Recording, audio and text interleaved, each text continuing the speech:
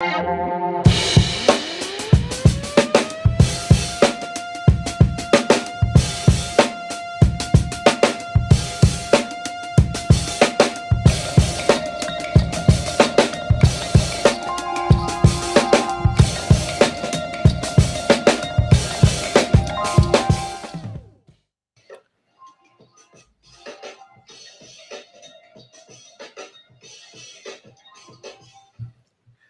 it is, yo!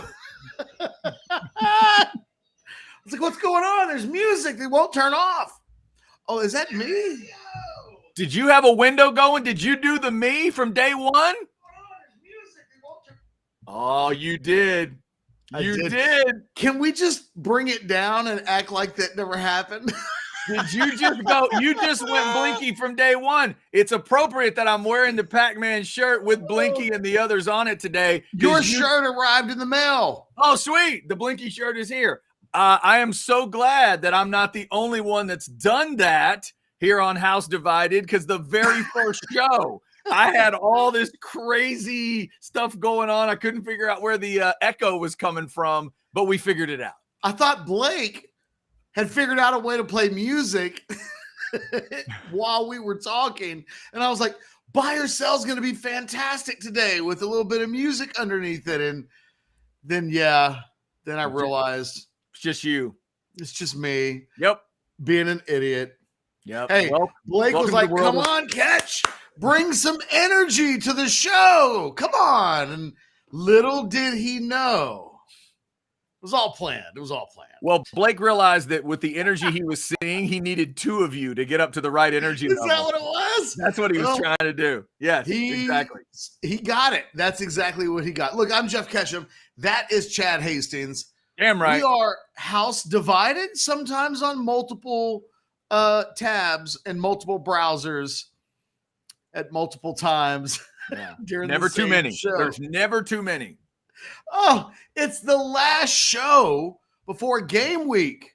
Yeah, We're 0 week. 8 days away, baby. 8 days. Yeah, if you're an old school football coach, Ketch, you call this 0 week. They don't like that nowadays. It's 0 week, baby. Let's go. Late August football. I don't remember there being a 0 week when I played high school football. Like, really?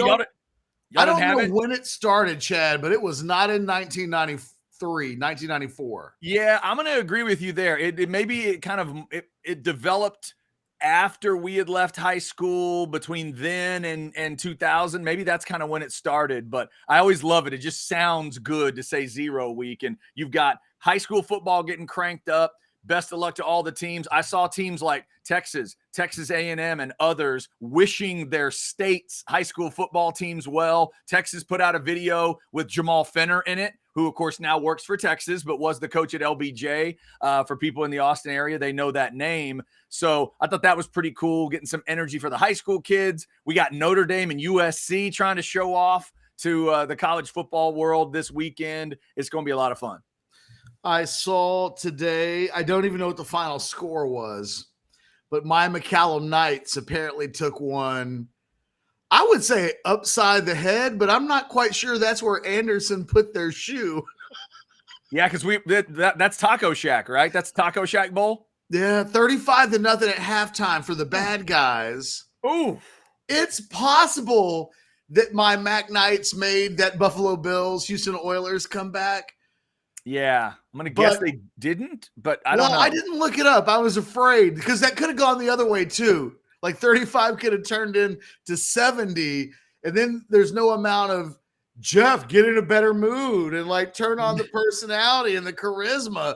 There wouldn't be any of that at all, just so you know. No, that would be, that would have been bad. Also, in a rivalry like I did not know this, Chad. You what have happened? An Elgin buddy. What's that? Rodolfo went to Elgin. Oh, look at that. What up, Rodolfo? You didn't realize you guys were neighbors. We haven't won shit. There you go. That sounds like the line from Spaceballs. Have you found anything yet? We ain't found shit. It's easily my favorite part of that movie, by the way. It's a great, the hair pick scene is so Chef's kiss, perfect. When he turned, you think we're taking this too literally? No, we were told to comb the desert. Roger says 42-0. Oh, Part of me hopes that's right because it didn't hit 70. But part of me realizes that 42-0, that'll be hard for those kids to live down. Come on, McCallum. that's going to be tough. Now, Ketch, in a rivalry like the Taco Shack, can you do the running clock in the second half, or is that like an added insult that you can't? I would rather lose 70-0 than to have had my opponent say, damn, man, we beat y'all so bad. They just ran the clock during timeouts. No. Okay, no. Just saying. Because I'm in favor of the running clock in the second half in certain circumstances, but in a rival game, I'm going to say you can't do it. Let me tell you, I took some ass whippings as a McCallum Knight back in the day. Yeah. I once lost, this was the worst. Once lost to Reagan when Reagan was a top 10 team in the state. 49-0. That sounds bad. And the problem with losing to Reagan 49-0 is that when they put their third team offense in, the running back was all-state linebacker Greg Brown. Wow. Why are you doing this? That's not right. Why is their best player now playing tailback at 49-0? We took some ass whippings.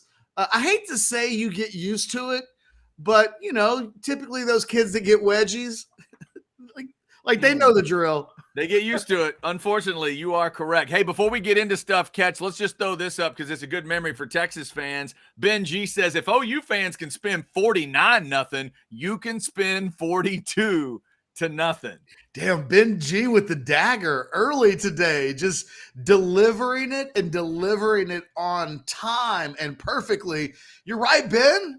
You're right. I don't even know what happened in that game, and McCallum was just missing everybody. Yep, that's what I'll say. It's a sad story. Sad story. But yes, Texas did beat Oklahoma 49-0. By the way, Ketch, I did get the Oklahoma helmet. I'm ready for the game on October the 7th. Now, some Texas fans, I'm sure, would tell me to hold it like this. Is this right? Am I holding it right? No. Texas fans don't do that. Texas fans don't do. Okay. The upside down thing is for the hate. That's from the haters. Yeah. You should know that. Yo, I do. Did I ever tell you the Jody Conrad story about upside down OU? No.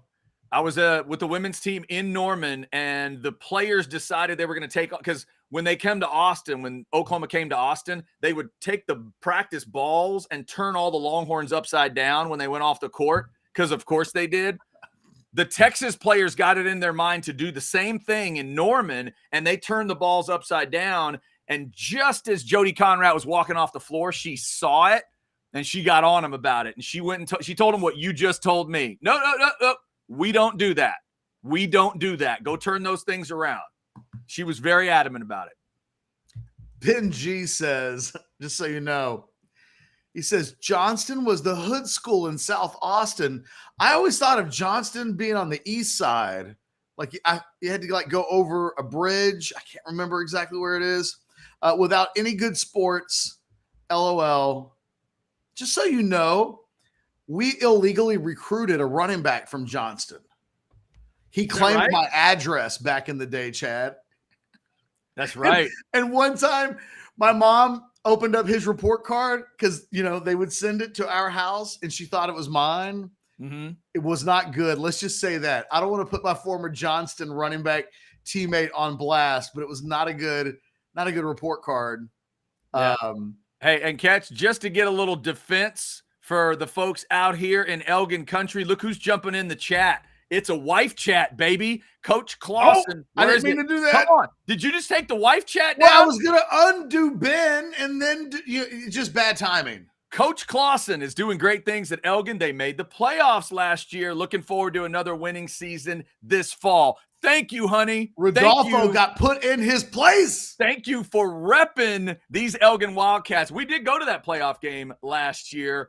They did make a nice run. So shout out to Coach Clausen and those Elgin Wildcats. I'm going to try to get out and watch one of their early games this year. I'm looking forward to high school football, Catch. I'm going to get out to a few games in the area, and Elgin will be one of them.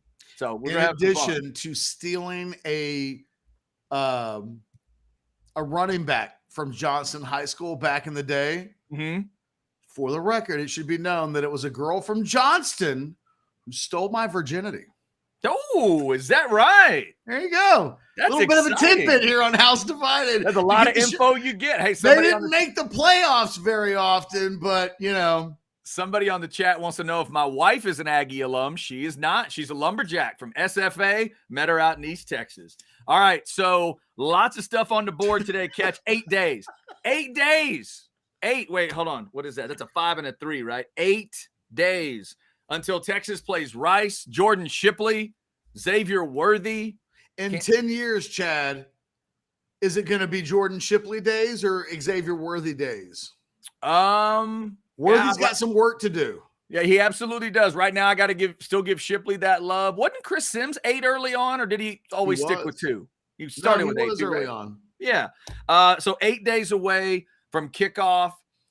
Texas is done with the heavy lifting. Tomorrow, they will go through the timing drill, basically, of getting ready for a 2:30 game, getting the sense, get out on that field at 2:30. I think it's going to be important tomorrow for them, Ketch, to know, okay, fellas, this is what we're probably looking at and feeling, a week from now. I'm assuming they get them in full gear. I don't know if they actually tape everybody up or whatever. They do it like it's a game. Okay, so you go through every little thing to get them. That way they're not going to encounter something that freaks them out. Obviously, it'll be super hot and all that, but they'll go through that. And we thought we would start today with a little War Room recap. Remember, get to orangebloods.com for all kinds of reasons, but the War Room is a big one. Thursday night, Ketch and the Orangebloods crew, they take every little piece of information out of their brain that they think is relevant to you, the Longhorn fan, and they throw it all in one place. So as Ketch titled it, or someone titled it yesterday, was it a 34-piece nugget? It was a 34-piece. I had a few. I ate a few of the nugget. It was 220 pieces. Yeah. But when you're driving from the drive-through home, it's hard not to reach into the bag and pull a nugget or two on the drive home. It was 220 pieces, and I had a 6-pack, so it left 34. Man, that's the good news for you Texas fans. So we'll get into some of the practice stuff and team stuff. There's also recruit by recruit updates from Jason Sukamel, the latest that Orangebloods is hearing about big-time recruits, Kobe Black, McKinley, and a lot of others. Ketch, honestly, when we were talking about it, and I told you, I said, okay, I'll roll through everything, and you told me just kind of throw things at you that jumped out. I'm a defensive guy at heart. So I want to start with a couple of defensive comments. Okay.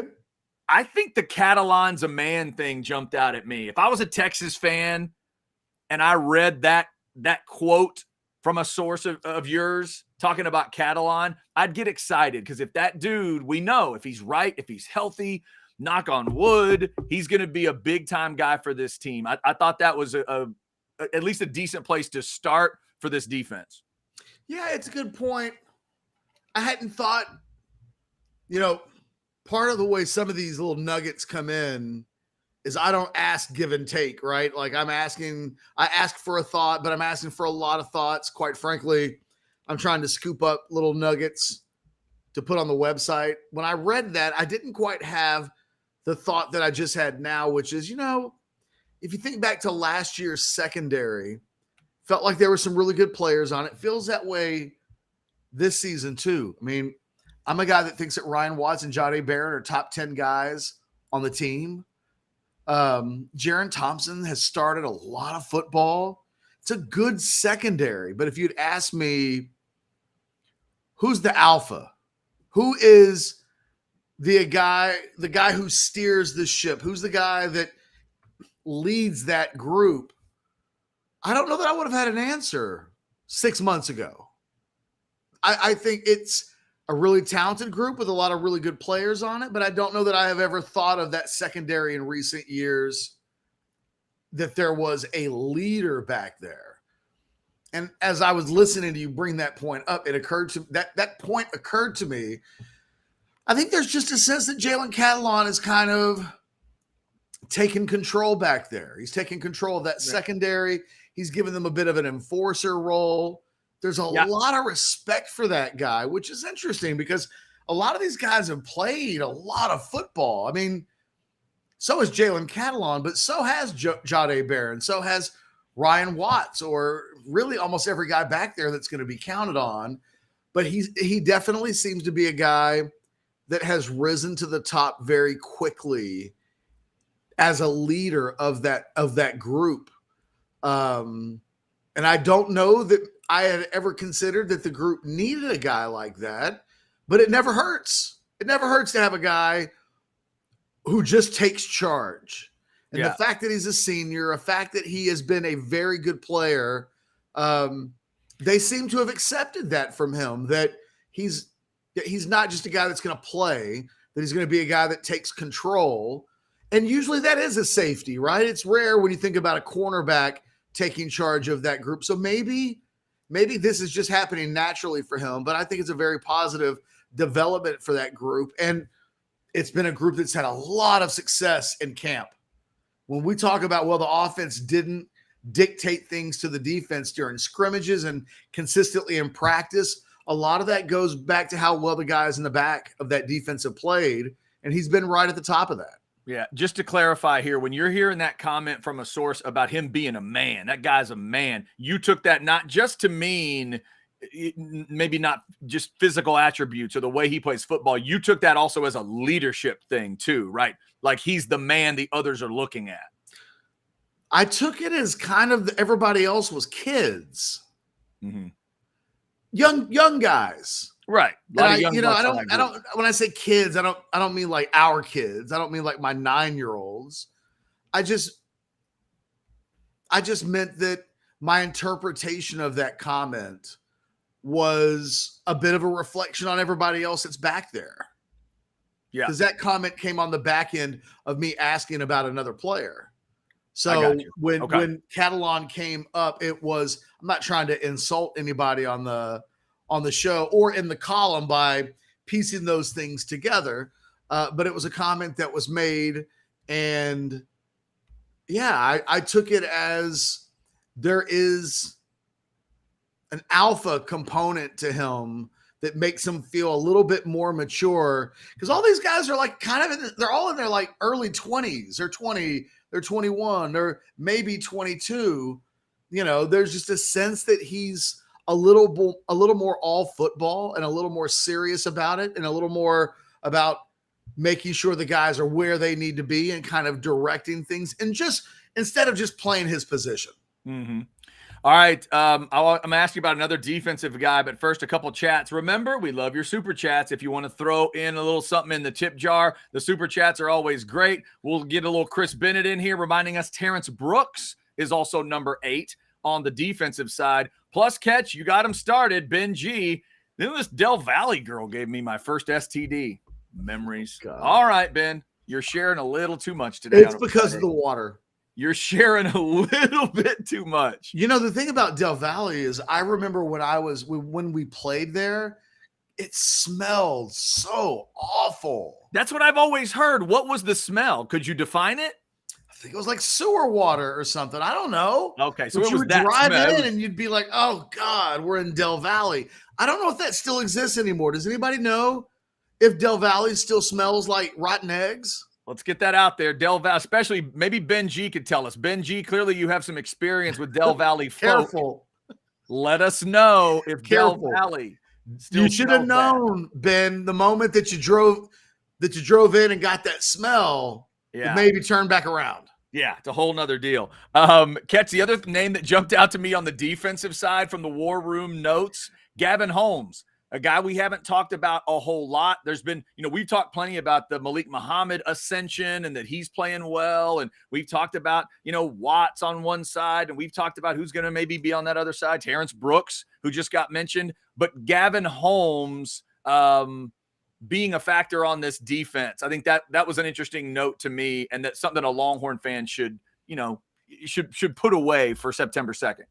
Well, it's funny. I made the comment, I think in my 10 thoughts from the weekend on Sunday, that Gavin Holmes and Maalik Muhammad could be in at the cornerbacks as starters and that nobody would blink. So Gavin Holmes, even further into this week, because what I told was the last 2 weeks combined, he'd been playing at a sensational level. We know that Maalik Muhammad's been playing really well. I think they're pushing Ryan Watts and Terrence Brooks a lot. That the play at the cornerback position has been elevated by the competition that exists. And I think the coaches are extremely confident about playing any of those guys. But I think I wouldn't be surprised if we had I'm not making an apple for apple comparison here. But you go back to 2005 when Aaron Ross and Huff. Not Huff. Why am I having a freaking brain malfunction on a Friday? Terrell Brown. Thank you. Yeah. When those two guys were essentially rotating in and out on a series by series basis, I'm not saying that's definitely what we're going to see, but I think we could see a lot of that because I think from what I understand, Gavin Holmes and Maalik Muhammad have both been playing at a level on par with the starters. I don't think those guys are going to lose their jobs, but they've been, thank you, Benji, for putting that in all caps. Never in the history of my life for the last 20 years have I forgotten Terrell Brown's name, except that just then, that exact moment. That guy. What was it? 10, the one that scored that touchdown. I right know. there, I'm like Vincent, Vinny Brown, Vincent Young. Yeah, Vince Young. Vince, that's his name. Vince Young. Yeah. I think we could see that though, with those guys rotating quite a bit, especially until we get to a point where maybe there's one or two guys that are playing at a significantly higher level. But I think in practice, the thing that I think Watts and Watts and Brooks have going for them is that there's just now names are over. Don't ask me who we're interviewing later. Don't ask me for my name. Don't do any of that. No. I think the one thing that Watts and Brooks have going for them, I was about to call him Brown was what I was about to do because I just said Terrell Brown and then all hell broke loose in my brain. Right. I just think that the competition there's been so evenly matched. I wouldn't be surprised if there was no backstory, if there were no returning starters, if there were no, history, then I wouldn't be surprised if Muhammad and Holmes were the two guys on opening day.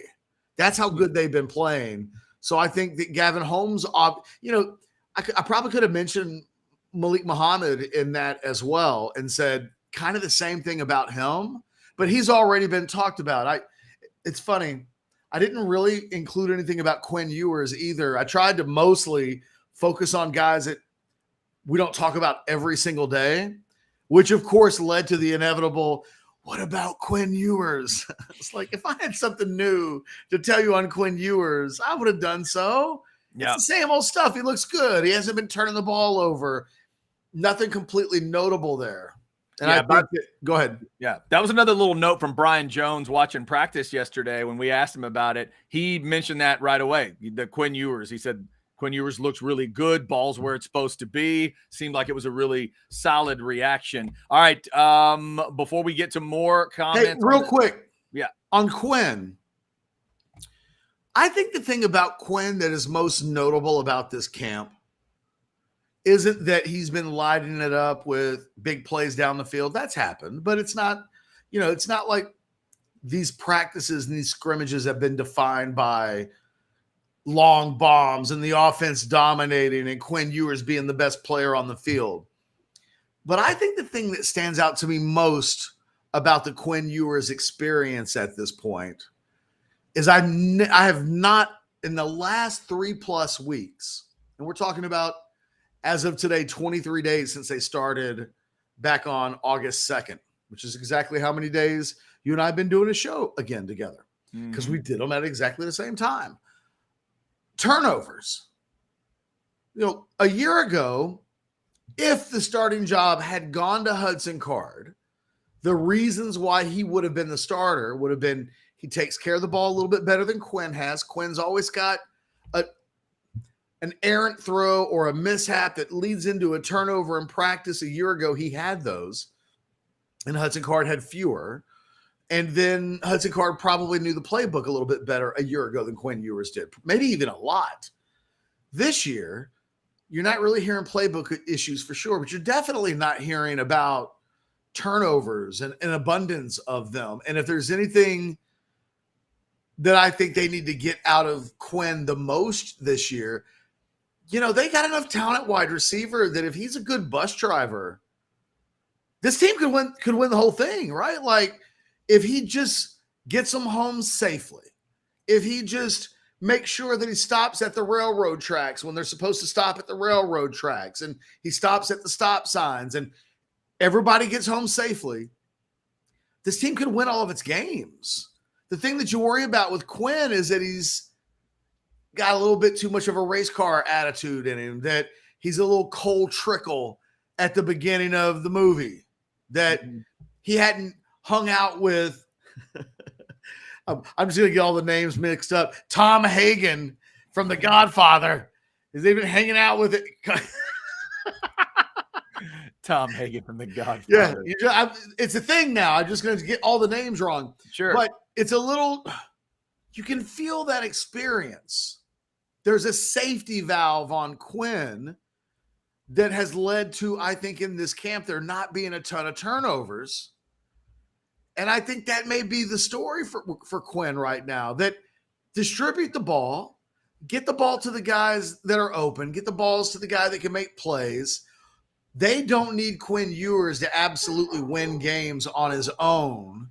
And if he's sensing that and recognizing that to me, that in itself is a maturity we were talking about with Jalen Catalon. That would really represent some maturity in Quinn Ewers' game that I think on this team will play a long ways. I'm curious by the time we get to 2 or 3 games into this season, Chad, do we think they need safety first Quinn, or do they need gas pedal to the metal Quinn in terms of the type of play? Because you can make a case that both guys can have a lot of success. One guy just comes with infinitely more danger than the other guy. But I wonder if when we get into this season, there will be a sense for which is most needed week in and week out. I tend to lean towards safety first Quinn, but I can totally understand the risk versus reward. I might throw 10 touchdowns or 10 interceptions this season, but I'm going to throw for 40 touchdowns. And that you get some bad with the good with the style of play. I just think he can be that guy without being risky. And if they can get that from him, and you tell me that this season ends and he plays 12 games and he's only got 5 or 6 interceptions, which would be one every other game. Oh man, it's like you're giving me my safety blanket. You're telling me a lot about this team without telling me a lot about this team.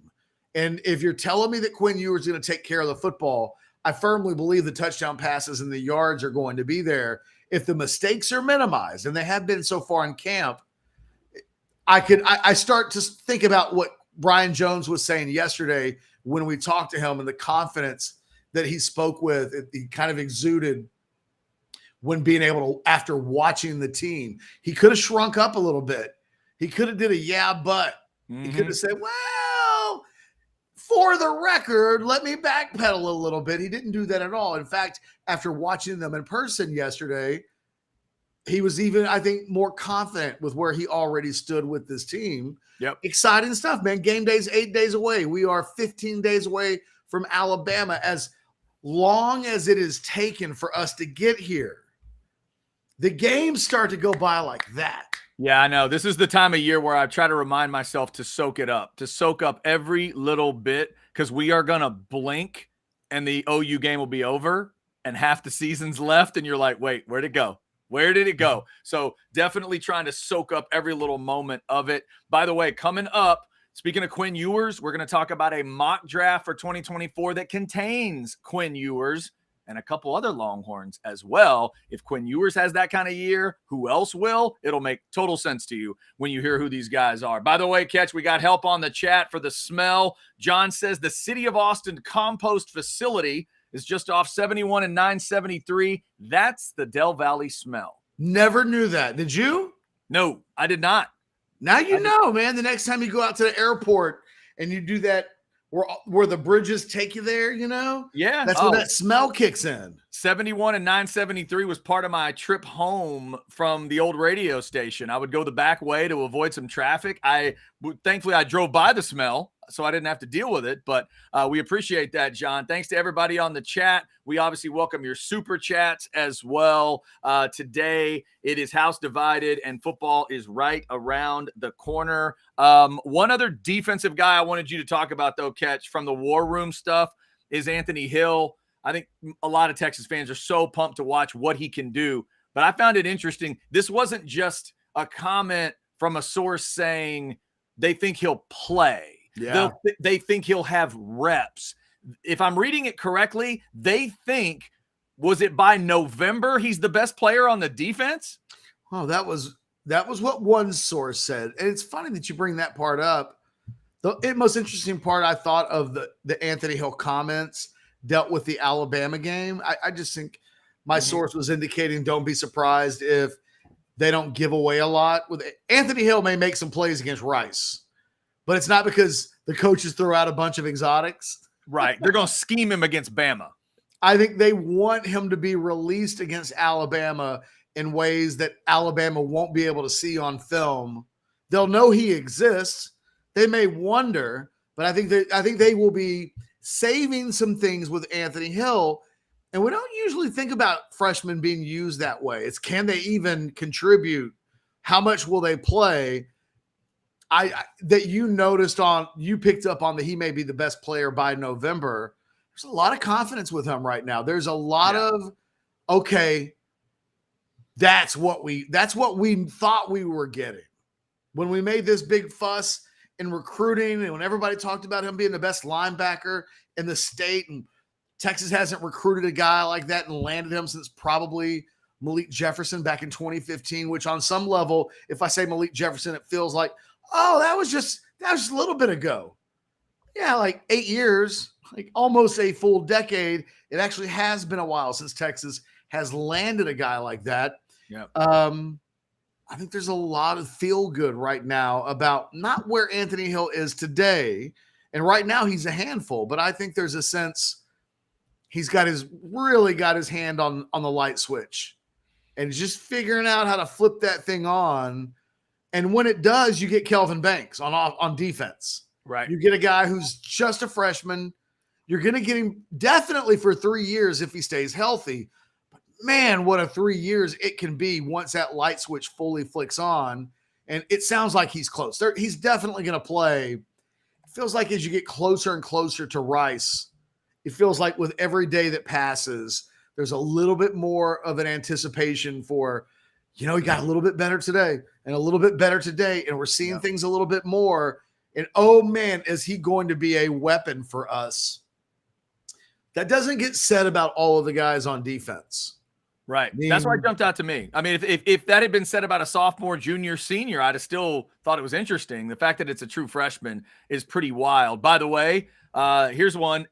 Every Longhorn fan watching hopes Jackie is right. He will have the Harold Perkins impact. That's big. That's a big bar. That's a big bar to throw up there because Perkins was thought of as one of the best by the end of the year. Though, I asked you a buy or sell question similar to that. Wasn't that a buy or sell question? You asked me a question about if I'd trade somebody on A&M's team for Perkins. If I'd trade anybody on A&M's roster for Perkins right now. Well, I remember he had 7.5 sacks and he forced 4 fumbles, and some of the numbers were pretty gaudy. But what I've been saying about Hill is if he can get them 6, that's not a crazy number. 6 is once every other game in a 12-game schedule. You're not asking him to dominate. You're not asking for double figures. If he can get 6 and Sorrell can get 8 or 9, and you can get Ethan Burke to just give you OVO GoFu numbers, 4. Well, now we're talking about 20 sacks between 3 players. Oh, geez. And you're not talking about linebackers and DBs and your defensive tackles. You're just talking about what you can get off the edge from your outside rush guys. Right. Where you're supposed to get it. And those numbers aren't crazy. Really, the wild card is Hill. Because I think you're going to get 8 or 9 from Sorrell. And I think asking Ethan Burke to get you OVO GoFood numbers isn't crazy. The crazy part might be, can the true freshman get you one every other game? Because if he gets you one every other game, that's going to get you your 20 from those 3. But I think more than anything, sacks are indicative of constant pressure. You know, guys don't get 9 sacks on 13 rushes. It's not how it works. The more volume of pressure you get, the more sacks you get. So being able to get 20 from that group probably means that you're getting 50, 60 pressures from them as well. Yeah. And now you're a real force as a pass rush defense. And if they can get that, and we know how good this secondary is, you can really see how this defense can be really good. But it does ask a lot of a guy like Anthony Hill, who's never played in a college game, to say, hey, you got to produce more than Barron Sorrell did a year ago when Barron Sorrell was a pretty good player. Yeah. So no doubt. It's not asking for a ton, but it is asking for some. Yeah, that's true. But if they can get that, it will make everything else. Suddenly Sorrell doesn't have to have a dozen or 13, right? You're not asking for him to be Hercules. You're just saying, keep making your gradual progression of turning into an NFL player. And with Ethan Burke, you're just saying, hey, kind of hit the minimum baseline of what you'd want from your starting edge to be. I mean, 4.5, whatever Ovi finished with a year ago, that's not good enough, but it's good enough that LSU wanted him. You know, like, right. It all beauty's in the eye of the beholder. Ovi's 4.5 would have looked a lot better if you surrounded him with what I'm suggesting Ethan Burke could be surrounded by this year. It's House Divided on a Friday. Thanks to almost 300 that are in watching it live right now. We appreciate you. The chat line is fired up with Bama predictions. If you want to jump in there, I'm seeing Texas predicted to win, Bama predicted to win, people arguing on both sides of it. Jump in on that discussion on the chat if you like. The Specs chat. Come on now. The Specs chat line. Come You're on absolutely now. right. Shout out to Specs. One of the great new sponsors we've got. Get to your local Specs. Get out there. That's right. Dude, you should do that every time. There should be a lot of this. There should be a lot of dancing. There should be a whole lot. Yes. Cheers to savings and cheers to a Friday as you get ready for the first weekend with college football and high school football and everything. Make sure you get all stocked up at Specs. We're going to talk about this mock draft coming up here in a second. Ketch, since you just mentioned Burke and Sorrell, if I'm a Texas fan looking at the War Room, again, go to orangebloods.com. Check out the War Room every Thursday night. Get locked in for the season before we get started. The fact that Ethan Burke and Sorrell are locked in at the defensive edges, that would give me confidence. Here's where the confidence goes away, though. The comment in the War Room about the interior offensive line, if I'm a Texas fan, would have me a little shaky on this Friday when the source, correct me if I'm wrong, is saying at times they can look pretty damn good. And at times, I'm afraid we might get somebody hurt. Like that was that feels like a big roller coaster ride from one to the other. Well,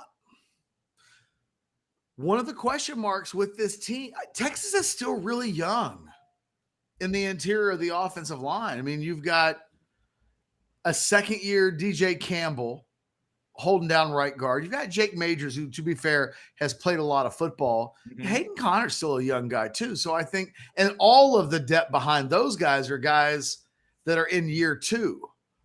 So it's the elephant in the room on the offense was that if we start with the running game, if the stat that I saw, and I wish we still had that graphic, Blake, if it's available and you know how to find it quickly, awesome. If not, I know it was a couple of weeks ago, but there was a stat that I used in the War Room, and maybe I'll go just find it in one of the old War Rooms, and we'll put it up before the show is over. And it lists every Power 5 running back since 2014. So every Big Ten running back, SEC, Big 12, Pac-12, ACC, whole 9 yards.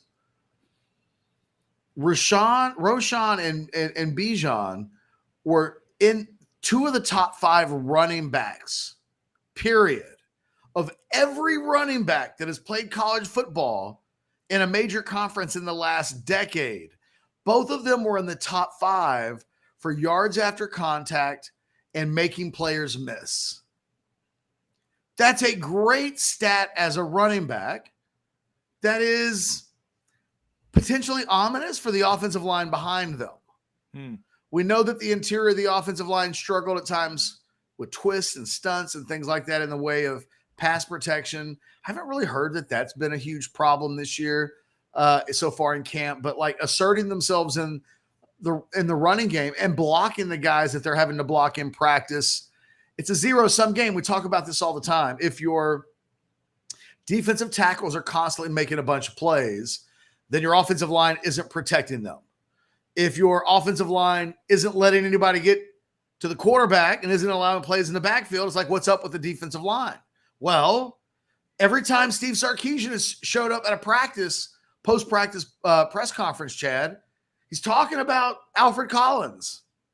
He's talking about Vernon Broughton. He's not bringing up offensive linemen.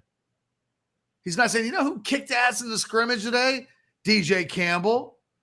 None of those defensive linemen. So, you know, this was a question mark going into this season. I think it's still a question mark this close to the season. And I don't know. I kind of remains to be seen how problematic is it. You're so good on the skill positions, certainly in the passing game. And I think pass protection is the strength of this offensive line, which is probably a good thing because in theory, and not just in theory, but almost certainly in execution, the strength of this team will be in the passing game. Their ability, you know, that might be enough. That might be enough to overwhelm just about everybody on the schedule. On that other stuff, though, I think it's a work in progress. I'm not going to completely be shocked if in the Rice game they don't bludgeon Rice with the run game. Right. Yeah. I won't be surprised if it's like 150 yards on 35 carries. And it's like, well, it was good. It was almost 5 yards a carry, and it was good. But I don't know that it's going to be one of those where it just feels like they're running at will against Rice. Now, maybe it will be that way. Maybe I don't completely know what to expect from Rice in terms of the fight that they put up. But I think in pass protection, I think this group is good. I don't know that they're completely ready to be a championship group now. I think people have kind of skipped over that when they talk about this team. I mean, Brian Jones talked about a lot of groups yesterday, Chad. Yep. Size, defense. He was mentioning all kinds of guys on defense. There are so many guys on defense, he pulled at me and was referring to Darren Gillette when talking about Anthony Hill from a numbers standpoint. He didn't say, you know what? The offensive line was kicking ass. So yeah, part of me is just shrugging my shoulders a little bit in that if you talk it out a little bit, it does make a little bit of sense. Yeah, no doubt. All right, House Divided on a Friday. We got a lot coming up. Buy or sell, of course, coming up at 1. Nebias Wilborn comes up at 1:20. He works with Newsweek now, but he's covered both Auburn and Alabama. My kind of guy. He's covered both parts of a rivalry for AL.com. That has to produce story after story. So we'll get his thoughts. Ketch, I'm assuming you'll want to get his thoughts on the whole Saban quarterback thing at Bama, or is there something else that's on I your just want list to before? get he's such a fun guy, such a funny guy. He's so good at his job. I just kind of want to know what's in his brain. Okay. I think he's the kind of guy that would just put a ball on a tee and say, Nebias, go. And then I think he'll take care of it from there. Gotcha. All right. So that's coming up in the next hour. You want to jump into this mock draft stuff, or you want to take a break? Let's take a quick break. When we come back, we'll talk about the 3 Longhorns projected to be first rounders by ESPN's Matt Miller, like as of today. And we'll talk about the guy they left out. And if that guy ends up being a first-round draft pick too, maybe these offensive linemen don't matter. Stay right there.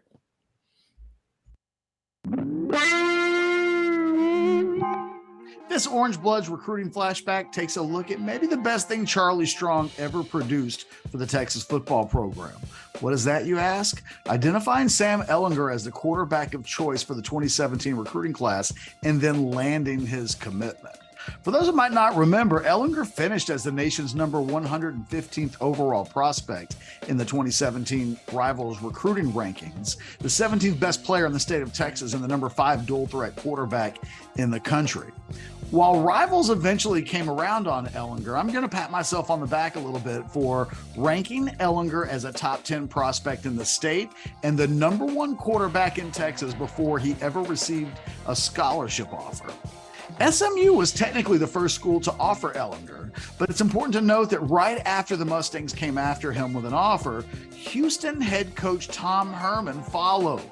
Not long after Herman offered, Ehlinger received his first Power 5 offer from Charlie Strong and the Texas Longhorns, an offer Texas fans had been anticipating since a terrific display by Ehlinger at the Texas Elite Quarterback Academy in mid-June. According to Ehlinger, Texas OC Sean Watson told him that they weren't going to offer any other quarterbacks in the 2017 recruiting class. Quote, "They're not going to offer anybody else," end quote, Ehlinger said. 9 days later, the lifelong Texas Longhorn fan, you might have heard about that over the years that followed, committed to the Longhorns. Quote, "Been a Longhorn since day one. I'm truly blessed to say that I'm committed to the University of Texas," Ehlinger announced on Twitter. There wasn't a lot to Ehlinger's recruitment for the better part of the next 16 months as he finished his junior season, competed at the Elite 11 finals going into his senior year, and then went on to begin his senior season in 2016 at Westlake without any distractions. Yet a thumb injury ended his senior season prematurely at Westlake, and it coincided with a horrible 5-7 year for the Longhorns that ended with Strong's dismissal. Suddenly, there was some doubt about his future for a day or two. Almost as soon as Tom Herman was announced as the Texas head coach, he met with Ehlinger to ensure that the player he first offered nearly a year and a half earlier, and before Texas ever offered, knew that he was at the center of all of his plans while on the 40 acres. Following that meeting, Ehlinger locked back into his commitment, and the rest is Longhorns history. Ehlinger was the best part of a 2017 recruiting class that Ehlinger often joked was nicknamed the shit stain class because of the small reputation it had upon its rival. It ended up being a class that produced 4 NFL players: Ehlinger, Sam Cosmi, Taquan Graham, and Josh Thompson.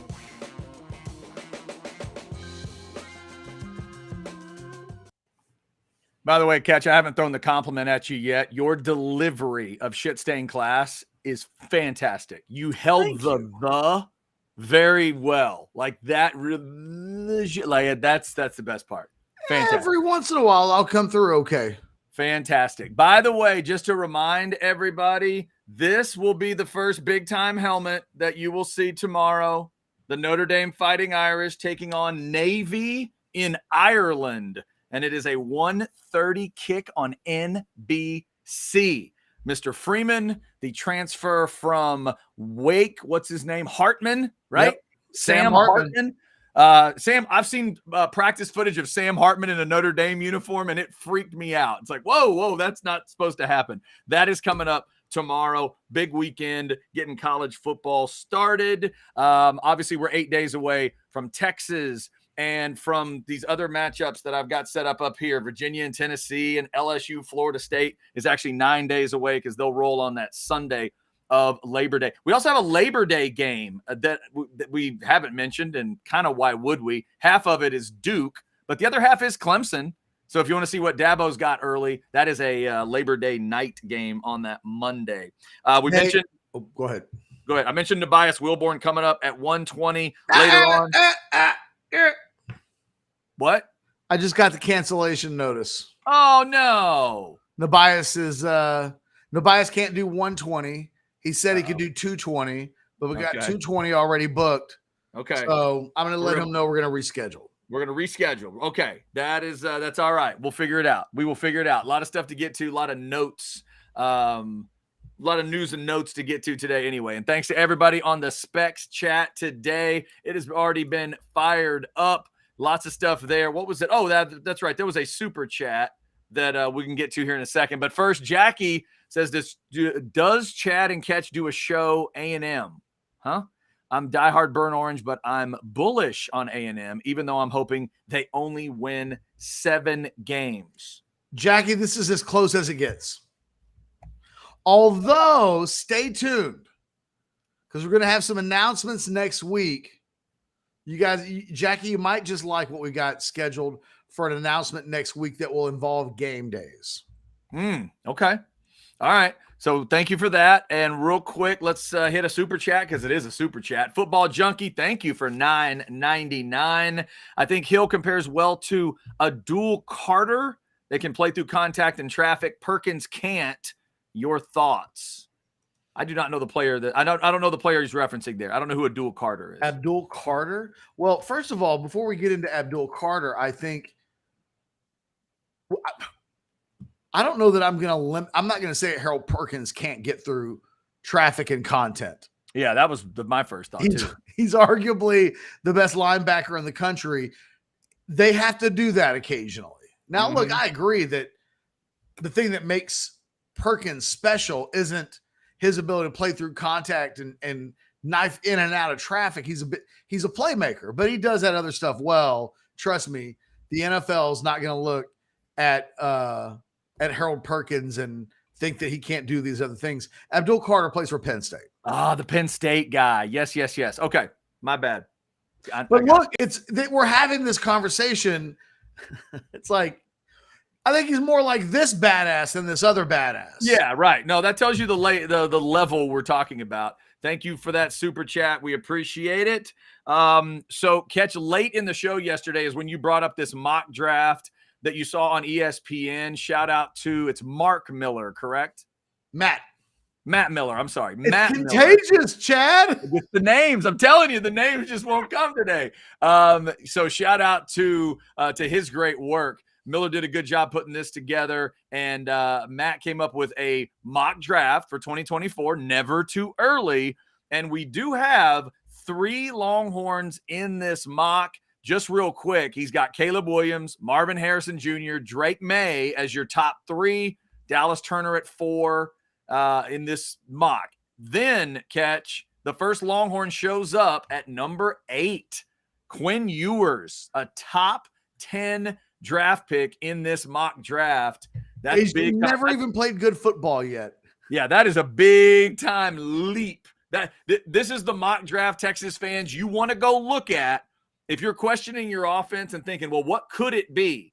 Because if it turns into what it could be, and these dudes actually get drafted in the first round, wow, what kind of 2023 is Texas really having? I mean, exactly.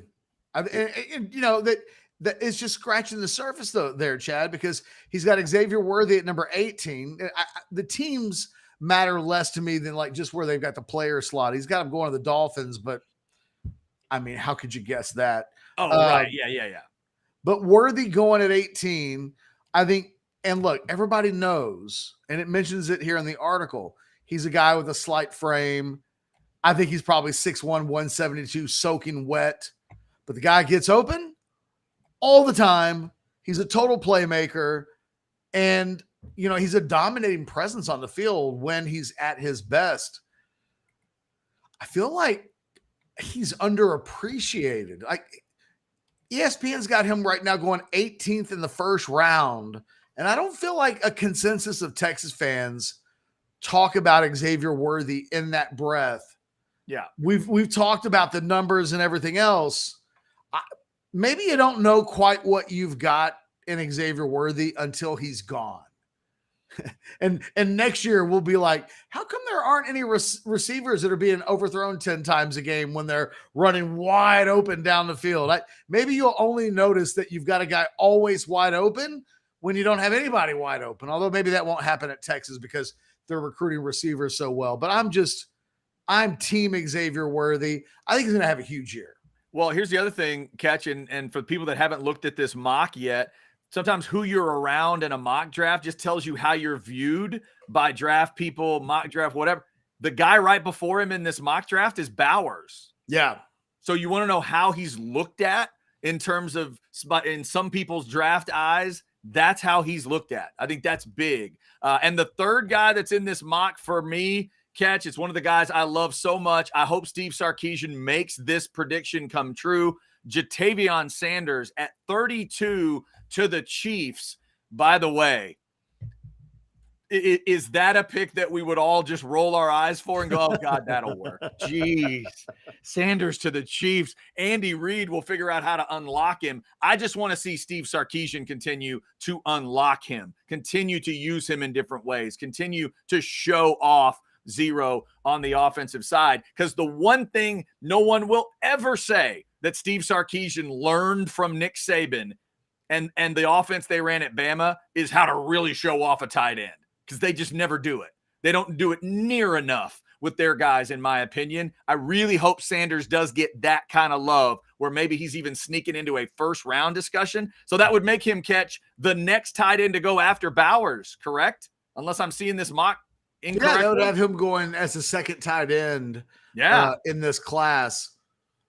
That's huge. I mean, and the elephant in the room is that they've got Sanders at 32. They got Worthy at 18. And you can listen to some Texas insiders, people inside the program, who are convinced that A.D. Mitchell is going to go higher than both Sanders and Worthy. Yeah, that's the next thing I was going to ask you. How surprised were you, based on what you're hearing, that there's no Mitchell in this mock? Well, I'm not super surprised. I don't know that Matt Miller would have the inside scoop on what observers of the Texas football program think behind the scenes matters the most. Sanders and Worthy have both produced a little bit more than Mitchell has so far in their careers. If this thing was expanded out to 64 and it covered the second round, I bet his name would be on it. Mm-hmm. I think there's a little bit of a wait and see for a lot of people with A.D. Mitchell. Texas people are so gassed up on him. And you know, the best Texas offense of all time was in 2005. It led the nation in scoring, basically 50 points a game. But when you look at who was on that team, there really was only one first-round draft pick amongst the skill positions. You know, Jamal Charles ended up being one of the best running backs in the history of the NFL, but he wasn't drafted until day 2. Limas Sweed was a day 2 guy. Billy Pittman never played in the NFL.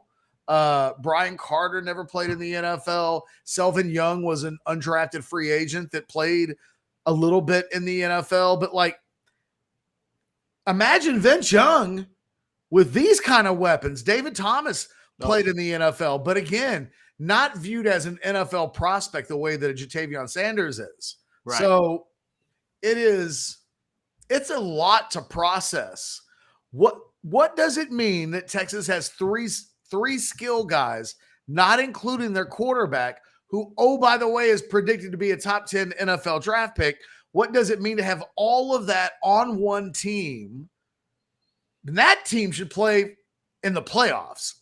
That's the kind of thing that makes me say out loud, well, and maybe that's why everybody's so high on this team. Right. Because on paper, that sounds a lot. It does, but we also know there have been plenty of seasons where the paper looks pretty good going in, and you gotta get it. You gotta have it work on the field. But we've never said that before about any Texas team. No, I think you're right. The potential of what this offense could be does feel a little bit different. By the way, just to reiterate the point, if Jatavion Sanders goes to Kansas City and learns from Kelsey. That is not going to happen. But if it did. While Reed is coaching him and Mahomes is I'm just saying that's insane. But yeah, the potential here is crazy. If you're a Texas fan, this is exactly the mock draft you want. And just add Mitchell somewhere into it. But man, if you get to the first round of this next draft and those three guys actually go, and Quinn Ewers is one of the first handful of quarterbacks to go, it means you had a hell of a season. So shout out to Miller. It's never too late, never too early for a mock draft. I love watching that stuff because it tells us, Ketch, I'll give you an example of a name that was in there in that mock draft. The kid at LSU that is out for the Florida State game, Mason Smith. That's an improper benefit thing, but he's in there. As a guy who had an ACL he's just not meant to play against Florida State, basically. He had his ACL last year against Florida State, and he won't play in the game this year, but that guy's in the mock. So when I saw his name, I thought, okay, that's not just losing any defensive lineman. That's losing a defensive lineman for your game against Florida State where you need to show off, and you're losing a guy that's thought of as a first-round talent. You know the one that caught me off guard on this mock draft? He's got Michigan quarterback J.J. McCarthy going 21 overall. Yeah. I've never watched Michigan and thought that McCarthy was a pro quarterback ever. It's just never crossed my mind that he's kind of that kind of a guy. Yeah, I'm with you. He's getting weird love right now. I saw some Heisman odds that we were going to discuss today from Caesars Sportsbook. Caleb Williams, Jaden Daniels, and then Quinn was their third guy. I thought that was interesting. But then J.J. McCarthy's right behind Quinn. 16-1 odds to win the Heisman. Ahead of Blake Corum? Ahead, yes. Well, that doesn't make any sense. Corum literally was on his way to winning the Heisman until he got hurt. Yeah. Now, to be fair, this could maybe it's just Heisman odds for quarterbacks. Maybe. What if he's there? You said he was there, right? What does it say Corum's odds are? Corum's, I would have to look it up. I don't have that. I jotted down the first like 5 that I saw. I would have to double check to see. Just saying that's a strange one for me. That McCarthy. I mean, I guess when you're a quarterback, you always get that extra little bit of juice. It kind of blows my mind that Ewers is third. It's got to be about Texas betting action more. We haven't seen him be good yet. Yeah. No, it says top odds to win the Heisman, but I am just seeing quarterback. No, there's Marvin Harrison Jr. This list goes down 4, 8. There's like 12 guys on this list I'm looking at, Ketch, and I don't see Corum on it. That's strange. He was awesome. He was battling Bijan for best running back in the country last year. Then he got hurt towards the end. Yeah. Good point. Let me tell you what. I played with Blake Corum on Prize Picks. I took the over every week. I took the over on touchdowns. I took the over on rushing yards. I took the over on combined rushing and receiving yards. I took the over on fantasy score. And except for the game where he got hurt, that dude went above the number every single week. I just kept betting Blake Corum in the over that he's not getting a little bit more respect. Maybe that's because he's coming off of the injury. I'm not sure, but he was sensational last year. All right, it is house divided. We have crossed that line into the 1 o'clock hour thanks to the almost 330 folks that are checking it out live right now. We appreciate you. Thanks for the chats on the Specs chat line. Shout out to Specs, brand new sponsor as of this week. We're very excited about it. All right, Ketch, you want to jump into buy or sell here? Let me just say one thing real quick. Okay. I think it was Blake earlier who said that I needed to get a sponsor for my Mammoth Cup. It's not that big, actually. Well, look, let me put it to you like this. It's not as big as like the Whataburger Cup. I'm just saying. I guess that's true. It is. It just looks like it looks massive next to the camera adds 20 pounds to the mug. Yeah. Just to paraphrase Friends, how many cameras are on you right now? That is. Remember that? I promise you there's not like 80 ounces in this. It's less. It's got to be like less than 32. Okay. Because here's why I know. Because the Aquafina bottles have 20 ounces. And whenever, right? Isn't that right? Or are they 16? I'll have to go look in the break. Yeah. But every time I put ice in the cup and then pour, it can barely hold an Aquafina bottle of water. But what I need is Aquafina scholarship. Paxton says Corum is plus 2,800. Okay. Wow. That surprises me. That might be worth like a $50 bet in Vegas. I'm about to say, you like that one? Well, because Michigan's going to be really good. Everybody's got them in the playoff. I mean, they are a very trendy team. It's not a bad bet. Okay. Mike says, what did we say that was big? Oh, are we just the percentages themselves, big math? Well, Chad, you know, are you distracted?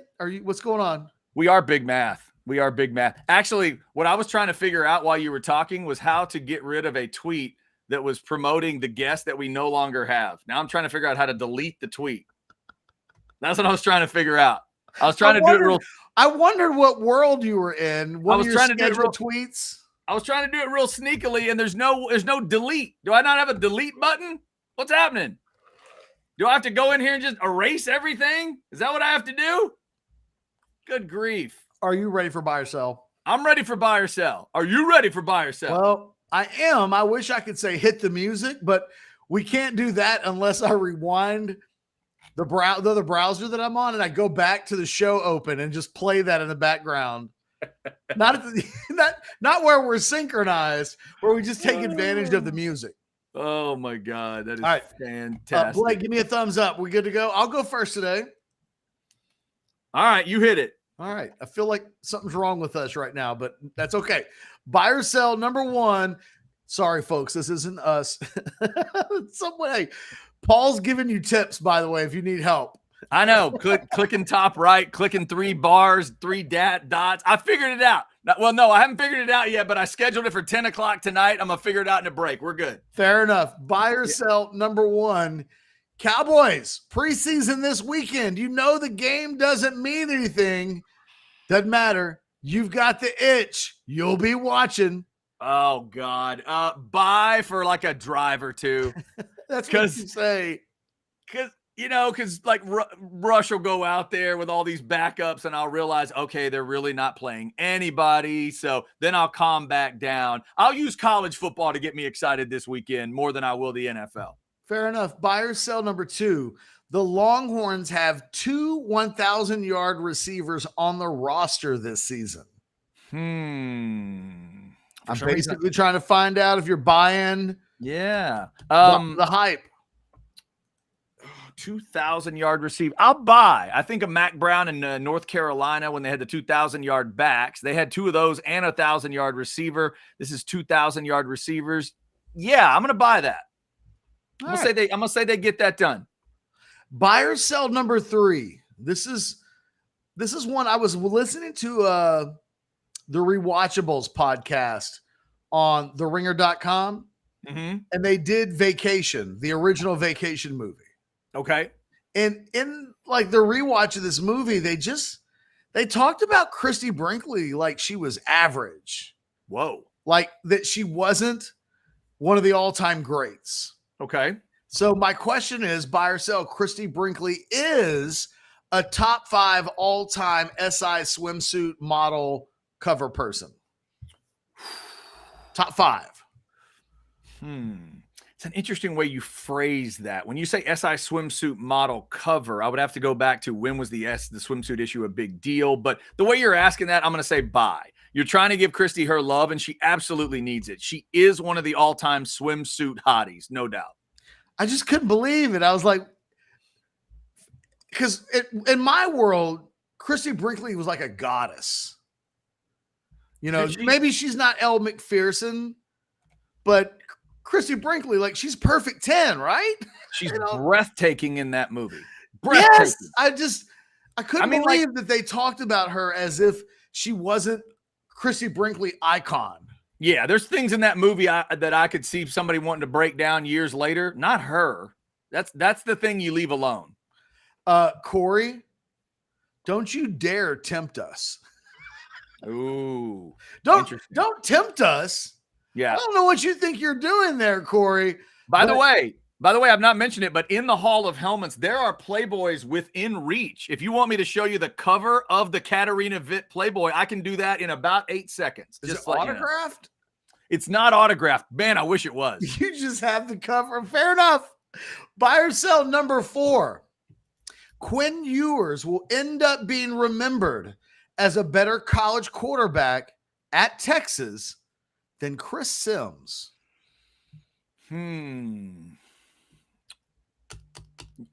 Yeah, I'll buy. He needs to be. He needs to. He needs to be isn't the same as he will. No, I got it. But with all the, with all the stuff that Chris went through and everything that happened, yeah, I'm going to say Quinn gets over that mark. Yes.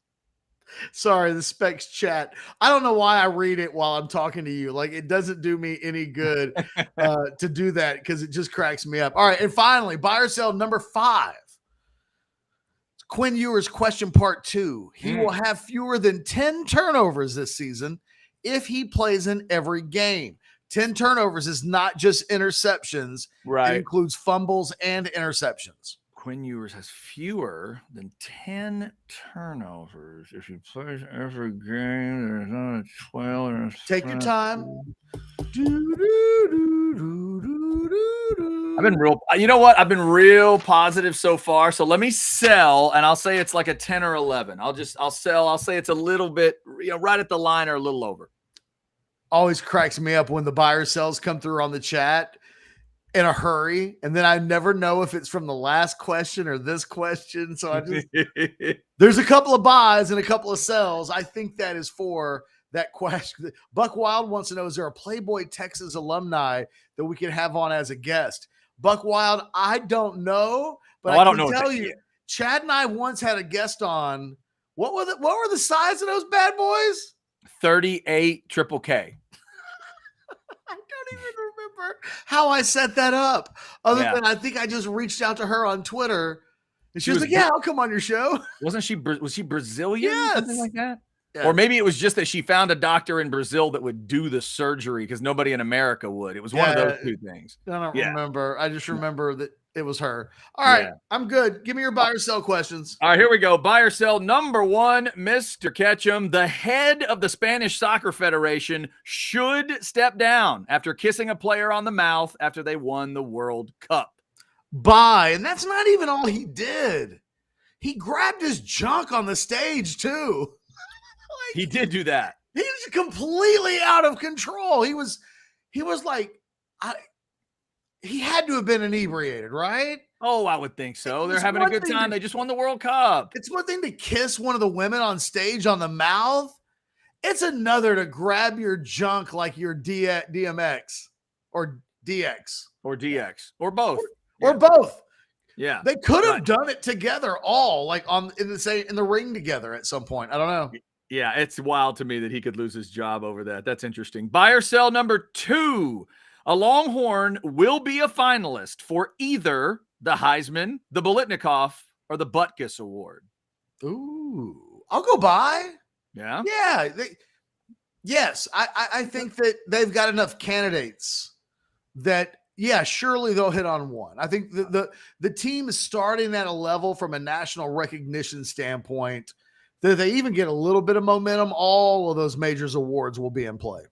All right, this is one I've been looking forward to, Ketch. Buy or sell, AEW has a massive pay-per-view at Wembley Stadium on Sunday, and you can tell me what AEW stands for. Well, of course I can. So it's a buy. It's a buy. What does AEW stand for? American East Wrestling. I knew that was going to be a no confident at the end. The way you set that up, that would be All Elite Wrestling. That's what I said. That's what you said. All Elite Wrestling with Jericho, Stinger, MJF, and the rest there at Wembley Stadium on Sunday at noon. Don't forget, wrestling fans, early start time for All In. Being American, that I thought was a giveaway. I can't believe that's the one. I can't believe I got the wrestling part right. I thought for sure the A was American. America East Wrestling. That sounds like America East sounds like a G5 conference. I know, that's what I was going for. Isn't it like a G, like a sub? Yeah, exactly. It's an FCS conference or something. Yeah. All right. Number 4, buy or sell, Ketch. The Cowboys running back depth chart as of today reads Pollard, Dowdle, Vaughn, Davis. You're good with that order? Yeah, buy. I'm fine with that. Okay. Yeah. How about Deuce Who Vaughn? will they keep for? I think that's the big question. Yeah, you're probably right. Do all those guys survive the roster cut that's coming? I'll tell you what, if they do, we expect that Vaughn makes it. It will say a lot about what they think he's got in him because, it's not like he's a starting kick returner. Like they've got guys special teams guys that are really good. They had the best return guy in the sport last year. Yep. So to keep him means that they're okay with one less roster spot for guys that can do more things that he can do. All right, Ketch, let's see if I can cause some trouble here. Buy or sell, number 5. Happy birthday today to Blake Lively. Prime on Prime. Lively over Angelina Jolie. Sell. Okay. Prime on Prime. I saw Blake Lively did a cover shoot in like the last week. I don't think she's in her prime anymore. I mean, who is, right? Just, I mean, I'm not taking a dig by any stretch of the imagination. And she looked gorgeous in this spread.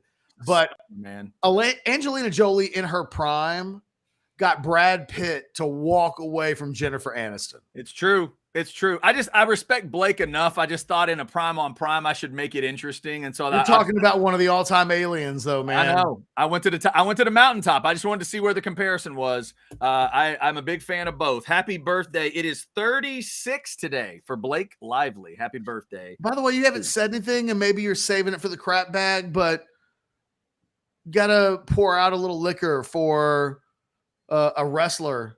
Bray Wyatt passes away. You saw that, right? Yeah, it's not just a wrestler. Unfortunately, the wrestling world lost two giants in the last couple days, a younger giant and an older one. But Terry Funk died this week too. We didn't mention that, and I love Terry Funk. Yeah, I do too. And Terry was 79. West Texas State is the old school, if y'all don't know.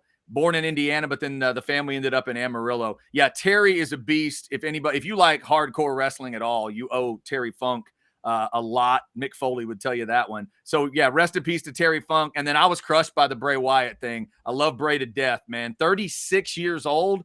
Just a horribly sad story. His dad was IRS. His uncle is Barry Windham. His brother is Bo Dallas. It's just a wrestling family if there ever was one. And Ketch, I'm an Undertaker guy, so I love the dark, twisted characters. Nobody did dark, twisted maybe as well as Bray Wyatt did. That dude, what he created with the lamp and the entrance and the fireflies and then the Fiend later on, it gave kids nightmares in the best wrestling way possible. Rest in peace to Bray Wyatt. I just hope it wasn't some crazy, I'm hearing it's like an undisclosed illness that he was dealing with. So I hope there wasn't a ton of pain at the end. That's a huge loss. Yeah, a couple thoughts on Terry Funk. I used to have one of my mom's like best friends, this guy named Tim, was a dead ringer for Terry Funk, and it used to freak me out. Like, even after I got to know him for a long time, I would sit there and stare at him and think, God, are you Terry Funk? Like, it's possible. It was his doppelganger if there ever was one. And we have to give Terry Funk some shout out and some love because he was Muscle in the movie Over the Top. Oh, yeah. When Sylvester Stallone throws him through the glass. And he's Muscle in Roadhouse. I was going to say, I never knew he was in Roadhouse because I saw Roadhouse way too late, just a few years ago, within 5 years. And when I saw it, I'm like, oh my God, Funk's in this movie. I didn't know that. Yeah, he was great. It's like, Mr. Cutler's not done talking to you yet. Yeah. Right. I'm done talking to him. It's like my Stallone there. That was my Stallone arm wrestling impersonation. Well, the other thing about Funk that's great, not only is he so impactful, but the fact that he got to 79 and he's been in matches, Catch, the last couple years. Like, he still was out there kind of doing some things here and there. What he and Foley pulled off in Japan, what he did in Japan, what he and Flair did back in the day. Like, I guarantee you, Japan was mourning hard when they heard that one. Because some of the stuff he did in Japan, where the barbed wire was the ropes and the ring was on fire and the glass and all that stuff, he did a lot of that stuff in Japan, and just an absolute legend and a huge loss for wrestling. Yeah, I'm hoping that there's not like some third. They say it's all happens in threes. I'm hoping the pro wrestling world can hold off. Hopefully there's not a third coming this week. All right. I got my got it out. I got that out of my system. That's good. There's many reasons you and I get along. One of them would be that you would remind me to talk pro wrestling. So I appreciate that. Well, I know that it's possible it would have been in the crap bag. But in the event that it wasn't in the crap bag, I wanted to make sure that cool. We can go back to it at 2:00, but it needed to be mentioned. It definitely did. By the way, in the crap bag, I got a crap bag picture of the day. Was the coolest thing that'll probably happen to me all week. But also your crap bag TV guide is coming up last weekend before it's really full on football with everything. And you get college, and then we'll have pro in a couple weeks, obviously. But a lot of different things you could check out on your TV. I've been watching some documentaries this week that I want to recommend. So that is coming up at 2. We'll probably mention those two wrestling RIPs again, because I do love the pro wrestling, as Ketch does, and we know many of you do as well. We do not have a guest coming right now. We're going to reschedule Nebias Wilborn for a later date, later time, and talk some Bama and talk some college football with him. You know what, Ketch? Nick Saban might have told him to not come on the show because he knew he'd ask about quarterbacks. Yeah, he's done enough of that already. Just enough. In the Lone Star State. At 2:20, we will have Margin Hooks, the wide receiving coaching guru of the Stars. If there has been a badass wide receiver in the last 5-10 years, it feels like, that's come out of the state of Texas, Margin Hooks has worked with them. So I'm curious to kind of get his vibe on what he thinks out of a guy like Evan Stewart. There's nobody we could have on as a guest, Chad, that can talk wide receivers and what to expect from the best wide receivers from the state of Texas going into this season, more so than Margin Hooks. He's working out with Micah Hudson. He is the wide receiving coach of the Stars. He joins us at 2:20. And coming up next after this break, I have a refereeing story for you. That goes beyond any refereeing story you may have ever heard. And it ties in nicely to what we've been talking about this week, certainly yesterday, with what happens in the Big 12. Okay. Are the Longhorns going to get the screw job? The story I'm going to tell you about next is going to scare the absolute shit out of everybody who's wondering, are we going to get it on a personal level from a Big 12 referee this season? Oh, no. Brace yourself, Longhorn fans. House divided. Orangebloods live. Don't move.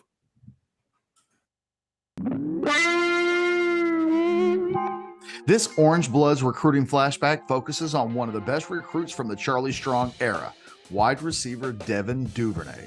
Duvernay was one of the top prospects that the Longhorns signed in the 2016 recruiting class, but his pathway to the Longhorns was as unconventional as anyone in that class or almost any other. The number 52 overall player in the country, number 5 player in the state of Texas, and number 8 wide receiver in the country per Rivals, the high 4-star super blue chip had one doozy of a recruitment.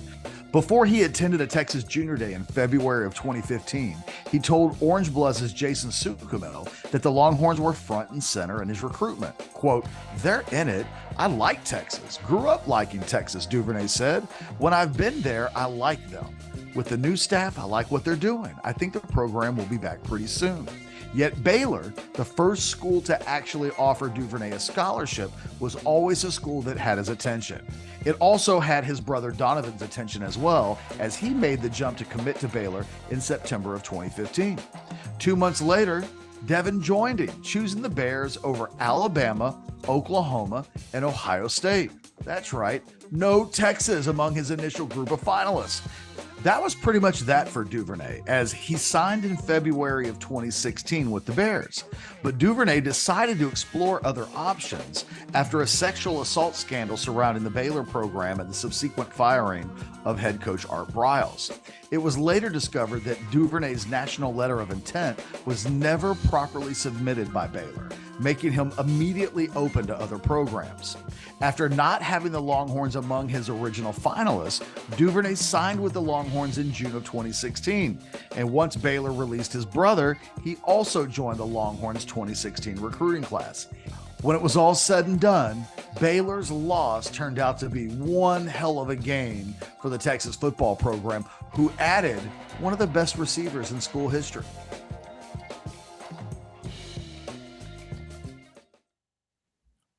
Huge announcement. I deleted the tweet. Good job. All by myself with a little bit of help from somebody on the chat. I figured out a way to delete the tweet. So there you have it. Old man using the tweet. Hey, I still call it Twitter because I'm not used to X yet. Plus, I can't call something X. X makes it sound a little bit pornographic. So that's the other reason. All right. So house divided. The guest, again, not going to have Wilborn on today. We'll get him on at another time. We're going to have Margin Hooks on at 2:20. Can't wait for that discussion. Like Ketch was talking about, this is a guy that trains, has trained, is currently training with or has trained with some of the biggest wide receivers that have come through the state of Texas. Ketch, can we ask about Garrett Wilson? Do you know if he trained with him at one point?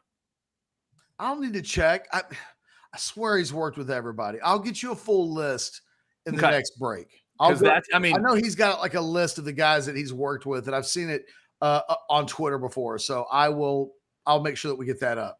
Interesting guy. One of the most prolific receivers in BYU history. He played at Waco High, I believe, in high school.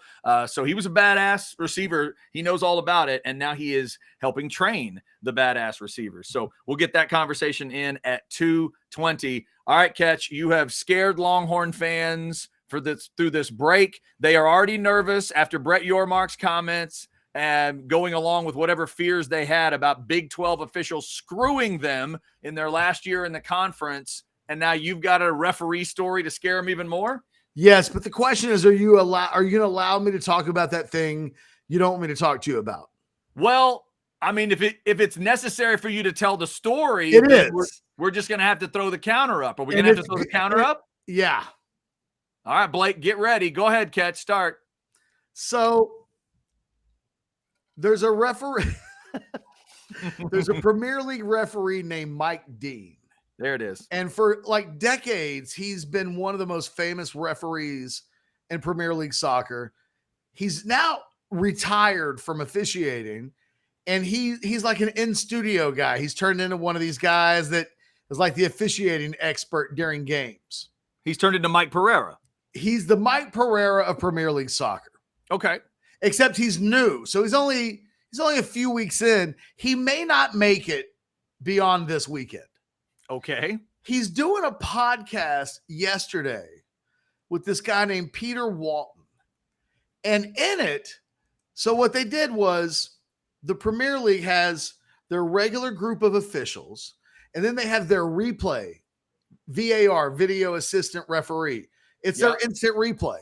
Well, they have their officials on the field rotate in and handle the VAR as well. So they're also the replay officials, which we never get to see in any of the American sports, right?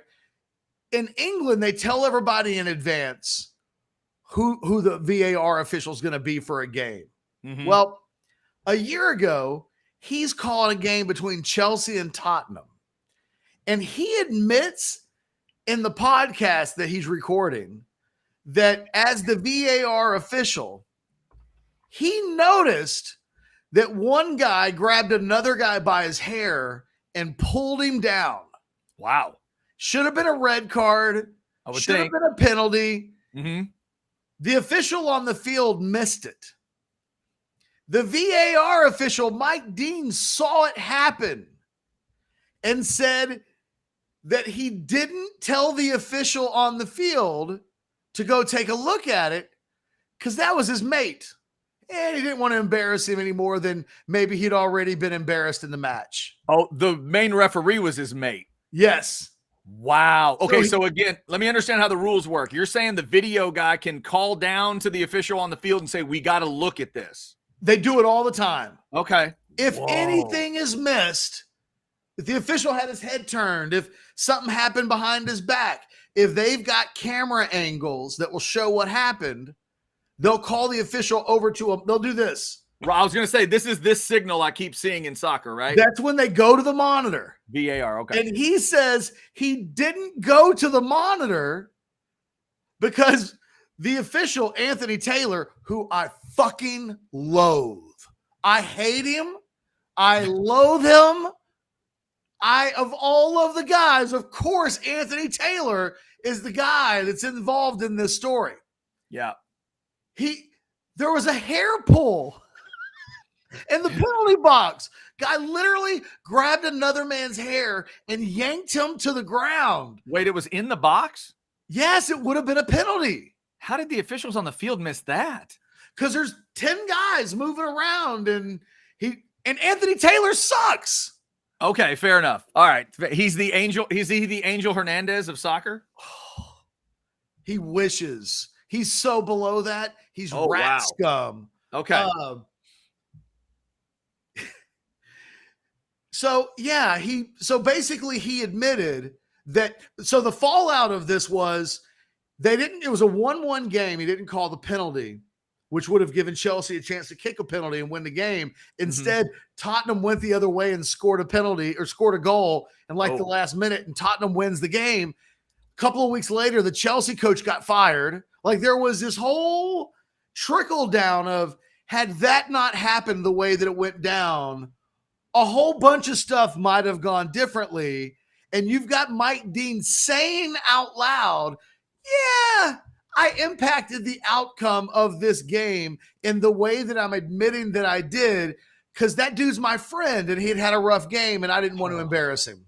Well, man, and then to tie it back into this Big 12 thing, Ketch, the concern there, we've all speculated about stuff like that for years, and I've wondered about that too. Does the replay official not want to upstage the one on the field? Does the guy on the field not want to upstage the video guy? Again, like you said, if you're boys, if you're friends, if you know each other or whatever. But now in the Big 12 this year, you have a strange declaration by the commissioner.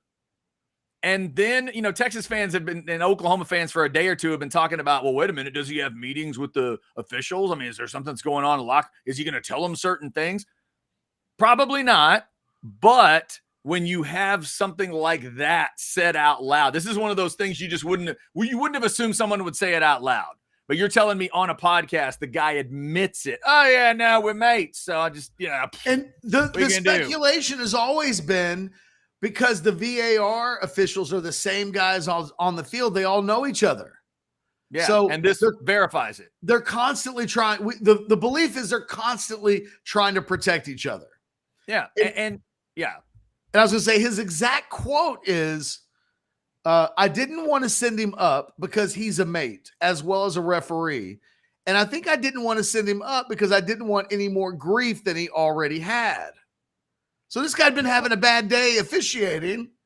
And in the end, they didn't do what was right because the official on the field was having a bad day. So the guy in the booth was like, oh, I feel sorry for him. He'll be embarrassed. And in the end, you're playing God and deciding the outcome of games. And when I read that story 5 minutes after we got done doing our show yesterday, and that's terrible. No, I don't believe in soccer hair is considered part of the equipment, because in football, American football, yes, you can do that. In soccer, aka football across the pond, there's no equipment on their head that could be constituted as part of the equipment. So it's just tugging on hair in soccer. Wasn't it Troy Polamalu who dragged Ricky down that time by his hair? Do you know the play I'm talking about? That's the only way he could figure out how to get Ricky was about to fly right by him, and Ricky had the dreads, and ironically, of course, it's Troy. Troy had the hair too, but yeah, he reached out, grabbed Ricky's dreads, and snatched him on the ground. That looked like it hurt. But that's the rule. If you grow the hair long enough, we can grab it. If you're a Texas fan, be terrified about the officiating. No, I would. Because these dudes are human. Yeah, they are. And they're friends, and they want to look out for each other more than they want to be right. And Ketch, the fact that you said it yesterday perfectly when you talked about Yormark. He said the quiet part out loud. There's enough going through their heads anyway of, where did the officials graduate college? Hey, did that official go to Tech? Hey, did that official go to Baylor? But there's games this year between Texas and an existing school and Oklahoma and an existing Big 12, and they're going to have stuff in their head anyway. And they're going to hear conversations on the field, Ketch, between Sark and Sark and Aranda. Let's take that example. In Waco, The conversation is going to be something like, hey, so one more time around, huh? Man, best of luck. And they'll be nice to each other, right? They're coaches. Oh, man, best of luck to you in that conference, but we're going to try to give you something on the way out. Ha, ha, ha, whatever. An official might overhear that, and it might make them think a little differently about the game. They know it's Texas's last game in Waco, maybe ever.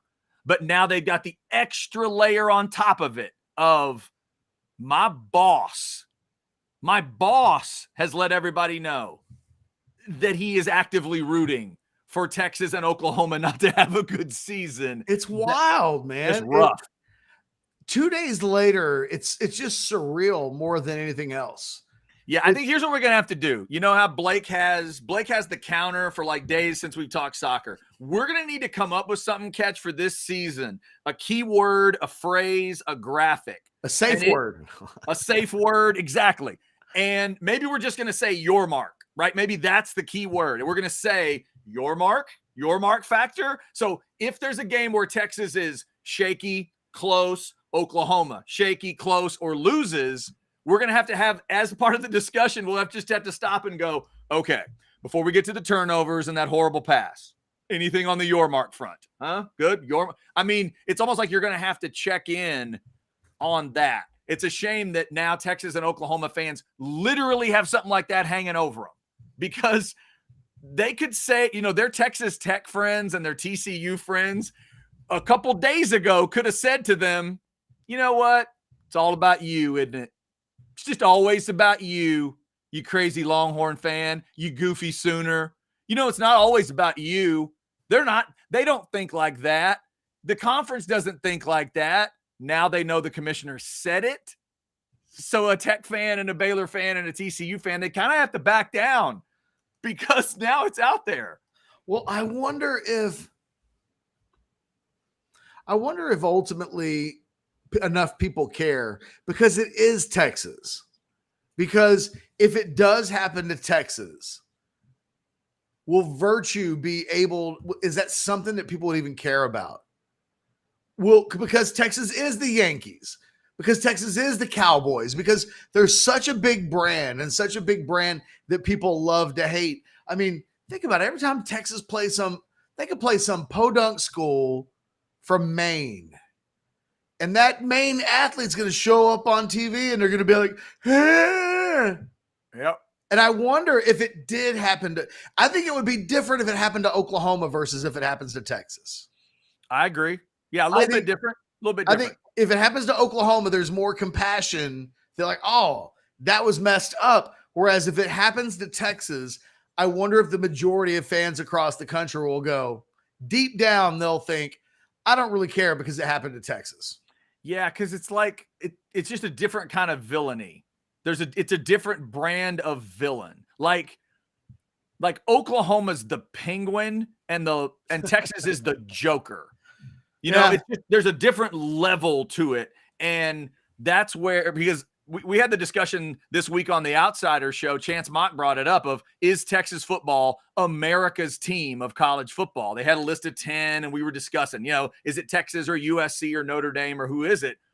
And in the end, I think I might argue Texas, because there's so many games I see from around the country where there's that guy sitting in a Longhorn hat wearing that Longhorn shirt. I just think they kind of hold that place. So yeah, it'll be different than if it happens to Oklahoma. But also, Ketch, it'll be different because we feel like Texas will be better than Oklahoma this year. So what if it's not just that it happens to Texas? What if it happens to Texas in a year where they are Big 12 championship worthy, where Brian Jones and Chance Mock and some others might be right, that they might be playoff good? What happens if the officials take something like that from them?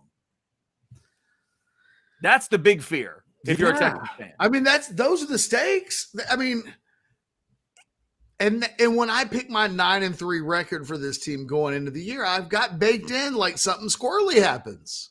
Right. Yeah. It is what it is. And that's where, again, I keep going back to it. I hope Longhorn fans think I'm not doing this as some kind of a joke or a bit. I'm not, but it keeps blinking at me. Sark 4-10 in one-score games at Texas so far.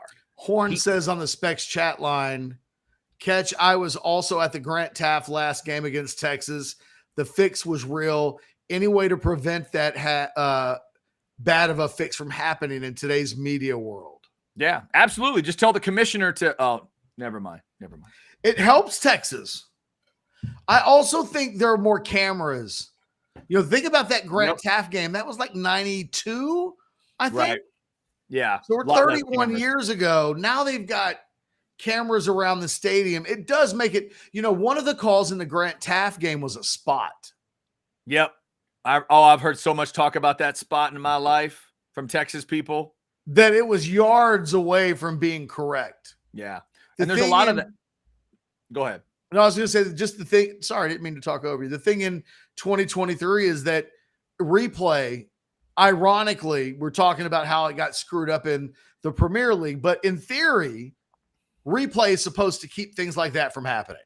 Oh, yeah. I mean, there are games we know on both sides of it, right? Texas fans can tell you. We can talk about that Texas OU game, before replay when things turned on a weird play in the end zone. There's another Texas Baylor game Texas North Texas game way back in the day I've heard Texas fans talk about. I could tell you about an A&M SMU game where one misplay, it ended up being a tie. The Aggies should have lost the game, but they didn't have proper replay and proper stuff. So, yes, I hope you're right. That we get a legit version of all that stuff, because you just don't want that to play a part. And I hope, Ketch, from now till, I don't know, for the first weekend or whatever, do you think somebody's going to ask Yormark about this? I haven't seen a statement from him. I haven't seen any kind of apology from him. Is he going to get asked? Is he going into a bunker and not going to talk about it? Somebody's going to ask him about this, right? Well, I got to believe that it's not being asked about right now because he's hiding from it. Yeah. You either make a statement and try to get on top of it, or you think you could run the clock out.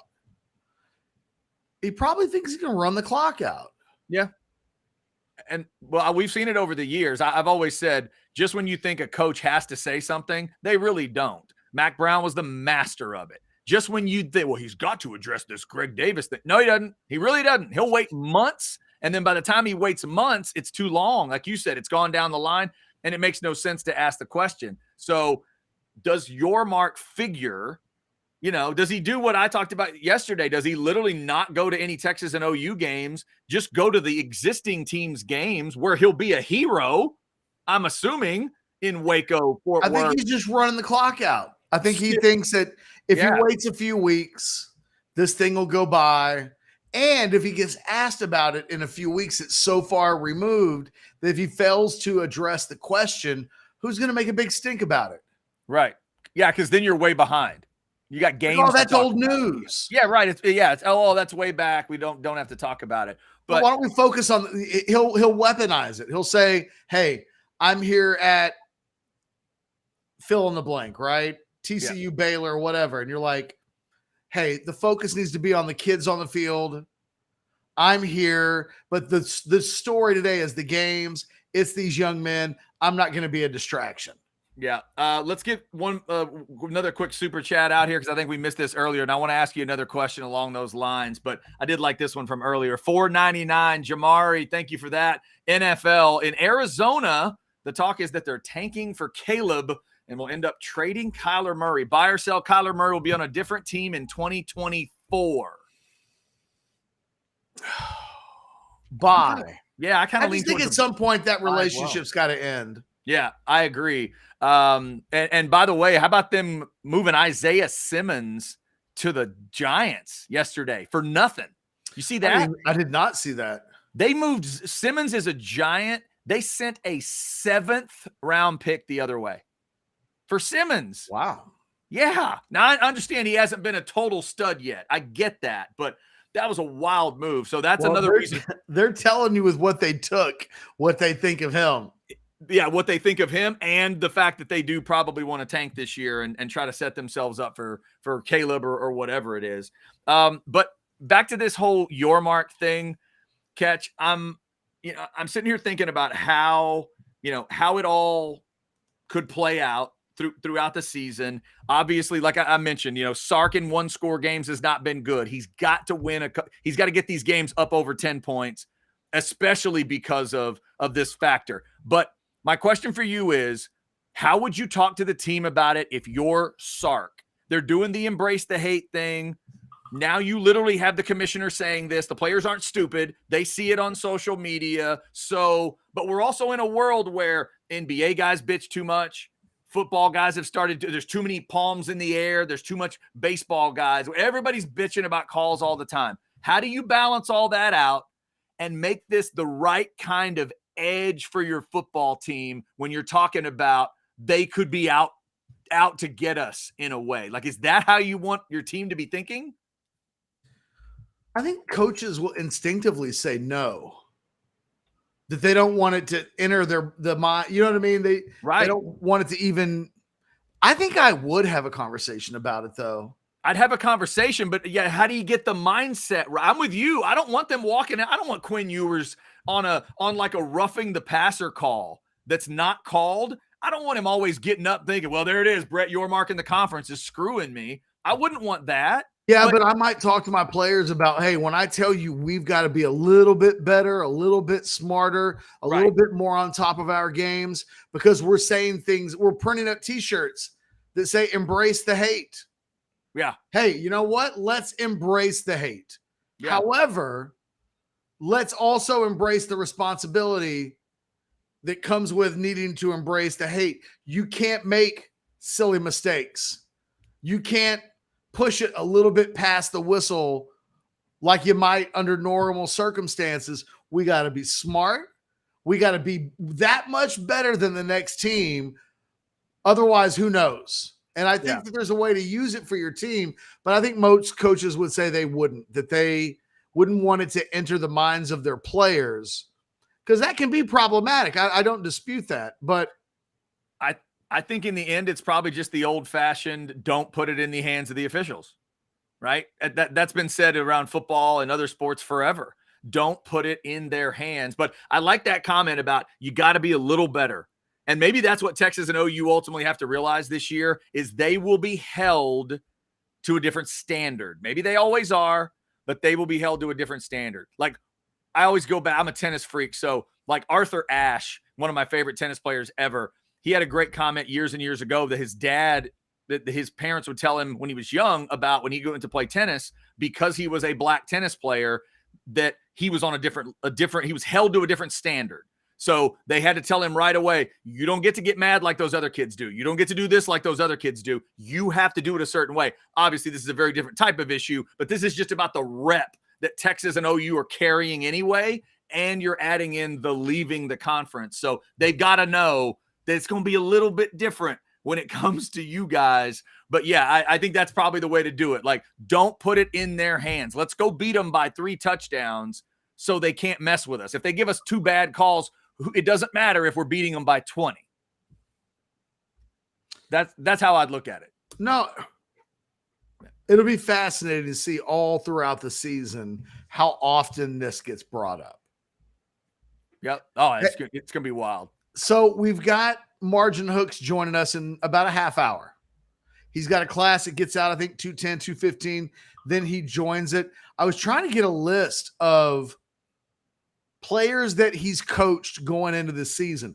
If you go to his website, it says that he's coached 24 high school All-Americans, 24 plus. Wow. 25, he says 5+ 5-star athletes, 50+ 4-star athletes. Dang. And then there's a tweet that came out a couple of weeks ago that says it's like a top 50 wide receivers in the country going into 2023. And he's coached 10% of them. Wow. So he's got Zachary Franklin, who on this list is number 18, goes to Auburn. He's got Evan Stewart, who's number 21 on the list. He's got J. Michael Sturdivant, who transferred. I can't remember where he's at, but he was at Cal last year. Jaron Bradley, Isaiah Nayor. He's also done John Tate Cook. He's coaching Micah Hudson. So I know you were wondering about some of the names on that list. Yep. I know that's 30 minutes away, but I had him on the brain. Just a crazy number of guys. And by the way, he's at Sky's the Limit WR on Twitter. Sky's the Limit is the name of the training facility that they have there. So I'm really interested to hear his thoughts on it. Obviously, receivers are so critical and just so critical for. Obviously, we will ask about. You mentioned Nair, you mentioned Cook. Obviously, Xavier Worthy's a big name for Texas. A.D. Mitchell, a big name, but also Evan Stewart. I mean, if the two teams in the house divided are going to have good seasons, receivers are the reason. So it's an interesting conversation coming up at 2:20. Make sure you're here for that. Got the crap bag coming up at 2. I'll tell you all kinds of stuff on your TV that you can check out this weekend in maybe your last weekend that feels sort of normal because you don't have like wall-to-wall football yet. So I got a couple ideas for you. Somebody, Cotton says, Hooks is the route father. Pretty much. Yeah. Pretty much. I mean, we've reached a point now where all of the wide receivers that come through in recruiting, they know to work with him. He gets it done. I mean, he's worked with pros. I'm curious. And one of the questions I want to ask him is, who's the guy that he worked for that put him over the top? That, I think about the guy that works with Patrick Mahomes, the quarterback coach. Now he works with Quinn Ewers. And I would imagine it was Mahomes that put him over the top, that suddenly you start working with that guy and everybody wants to work with you. Well, everybody works with Margin Hook. So I'm wondering in his mind, who was the guy? Yeah. Plus, this is a little nerdy question, but I believe he was on those old Waco High teams that had like Lewis Fight back in the day. Some of the all-time big high school football names when Waco High was just an absolute monster. So, yeah, I'm looking forward to that conversation. Did you have anything else before we get to the crap bag at the top of the hour, before we take another break? Did you want anything else war room related you wanted to hit on? We talked about the defense. Well, yeah, there was one offensive guy that we didn't talk about earlier. I wanted to get your thoughts on it because he's a guy that in a big crowded receiver discussion, he'll get mentioned every once in a while. He'll get a nibble from time to time. Hey, but the Ryan Niblett comment in the war room was interesting to me. Something to the effect of Ryan Niblett, by the time we get to like a November towards the end of the year, the source thought he could make a move and then just go off and really tear it up. So what would you tell a Texas fan about Ryan Niblett, and are they going to really see him this season? I would tell them that before camp started, Niblett was a guy that was starting to earn buzz on the level of Jonte Cook. And there's a sense that he's going to be a special player at Texas. He's still young. He came in this summer. He didn't get the additional set of spring workouts that a guy like Cook got, and getting all 15 workouts in the spring and then getting so he's behind a little bit the other guys, but he, from what I can gather, is still making plays and practice that remind people of what they saw this summer. And I just, from the people that I talked to, including the source that I quoted yesterday, I've talked with him about Niblett before. The sense is that this guy's going to be a big time player, and it's just a matter of getting him on the field, getting him an opportunity, and that when he does, there's a sense that this guy will make some wow plays before it's all said and done. Maybe it takes an injury or two to get them there, but this is the team that's so deep at wide receiver that he's a little bit buried right now with older guys. I mean, we can get to Casey Kane at 6, maybe before you get to Ryan Niblett, but I think there's a sense that it won't stay that way for long. And that by the time we get to 2024, regardless of who stays or leaves, Ryan Niblett will be a monster piece of this Texas offense. By the way, if you're looking for Ryan Niblett, Longhorn fans, 18 is that jersey number for Mr. Niblett. By the way, thanks to the Specs chat line and Money B, we did not miss that super chat. Thank you so much for that $2 super chat. Get an official on as a guest. Well, there's an idea. Do they do that? Would the Big 12 let one of their officials come on as a guest during the season? I don't know. I don't either. The fact that I don't have an answer for that leads me to believe the answer is no. That's a hell of a thought, but I do not know. Also, Catch, along the same kind of lines. How about this one from Antonio? Fellas, do you think USC and UCLA are going to have crazy officiating games in their last year of the Pac-12? Oh, you think? No doubt. And also, and not that the Big 12 right now doesn't have some high-scoring games, but Catch, in the world of the Pac-12, where statistically speaking, it just feels like there's more of everything. All those games happen late, Chad. Who the hell's going to see the screw job? There you go. Way too late. Fan bases that are kind of apathetic, half full stadiums. It's good that they really have a chance to get some weird stuff going out in the mountains of the Western U.S. Yeah, that'll get a little silly. It's Pac-12 after dark. Something happens at 1 a.m. Eastern time. Trust me, Sports Center. You know, the only person that'll probably pay any attention to it would be who's the guy that hosts Sports Center now? The bald guy. The bald guy. Tall bald guy. Oh, Scott Van Pelt. Thank you. Yeah. Thank you. SVP. Thank you, Blake. He only if it impacted a gambling line. Yeah, if it's a bad get any attention at all. Yeah, I think it's going to go from being called Pac-12 after dark to Pac-12 in the dark because they're going to make some horrible calls in games. So, yes, I would absolutely be watching that too. That is another fascinating aspect. I hadn't thought of those teams together, but just one of those storylines, especially if it's a third party and none of them are your team. But think about that. Texas, Oklahoma, USC, UCLA. Those 4 brand names, 3 of those 4 are massive brands. One of them, with UCLA, whatever you want to say UCLA is, but those 4 going through that in 1 year is going to be pretty wild to check out. And I think they've done more harm than Texas and Oklahoma had. One of the good things about the way the Texas-Oklahoma thing, as it worked out, was that they stayed around long enough that the other schools were able to get themselves taken care of.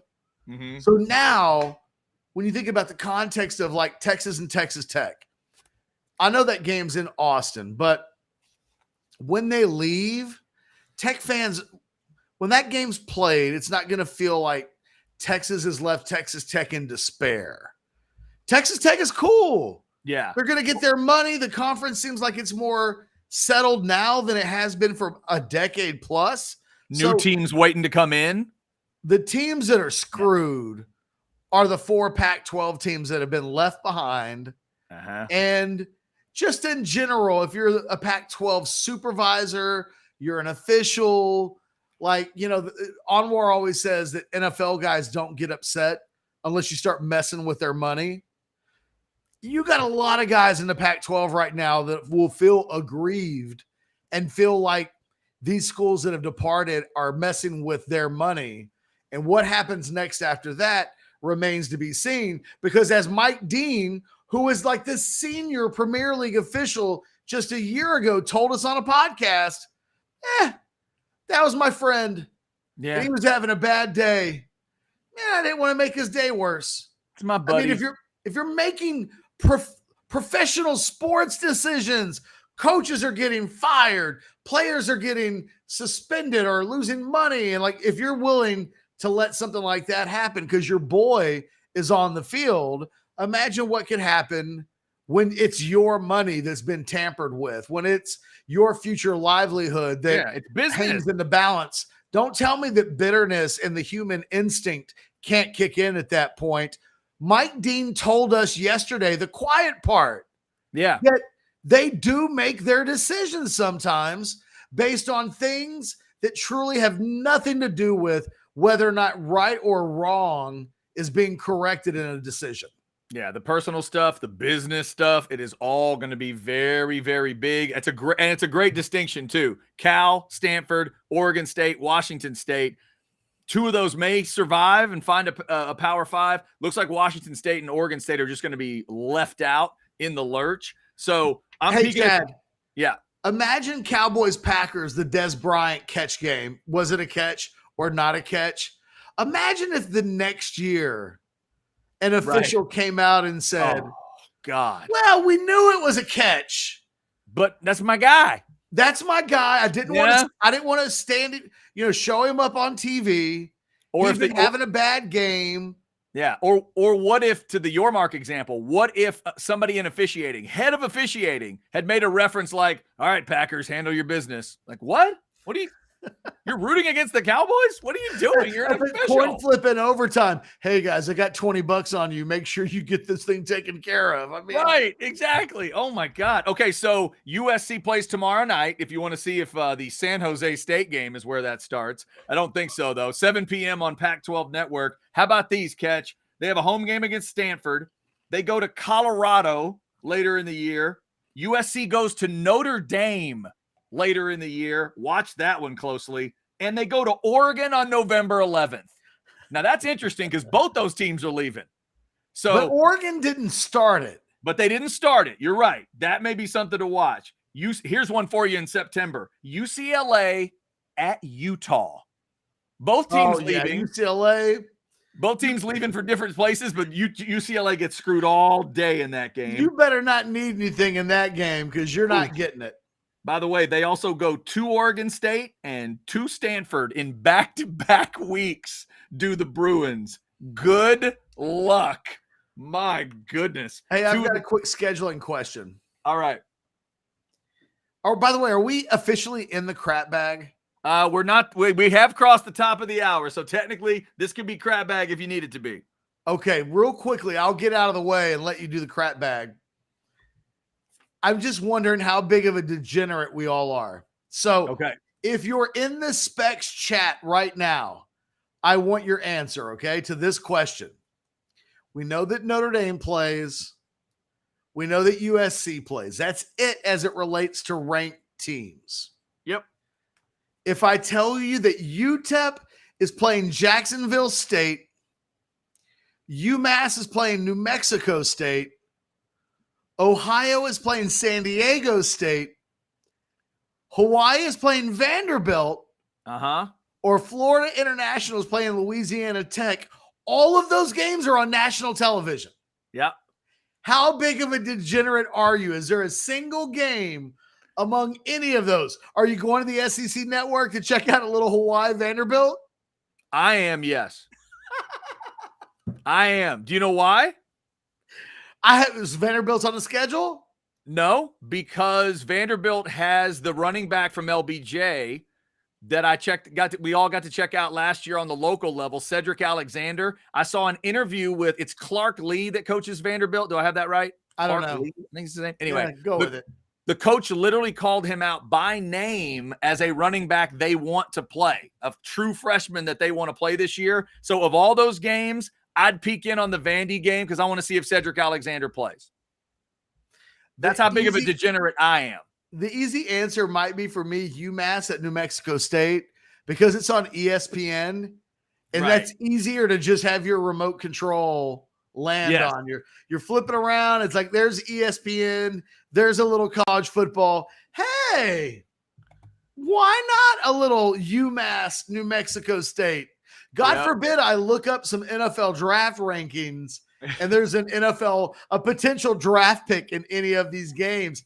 Got to get my scout on. Come on now. See, I think a lot of people are feeling like Tex Guy 2 right now. Sure, I miss college football so much. I would watch what's on. Yes, you're going to watch whatever's on sometimes, but there are some lesser games. In fact, we'll get into some of those right now. Catch it. It's a perfect segue into the crap bag and the TV guide edition today. So we are into the 2:00 hour. Thank you so much to 280 right now is the number I'm seeing. Let's get it up over 300. Let's get those super chats in.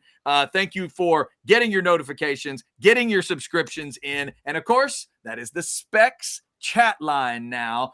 Get your Specs super chats in. It's and we will definitely read them.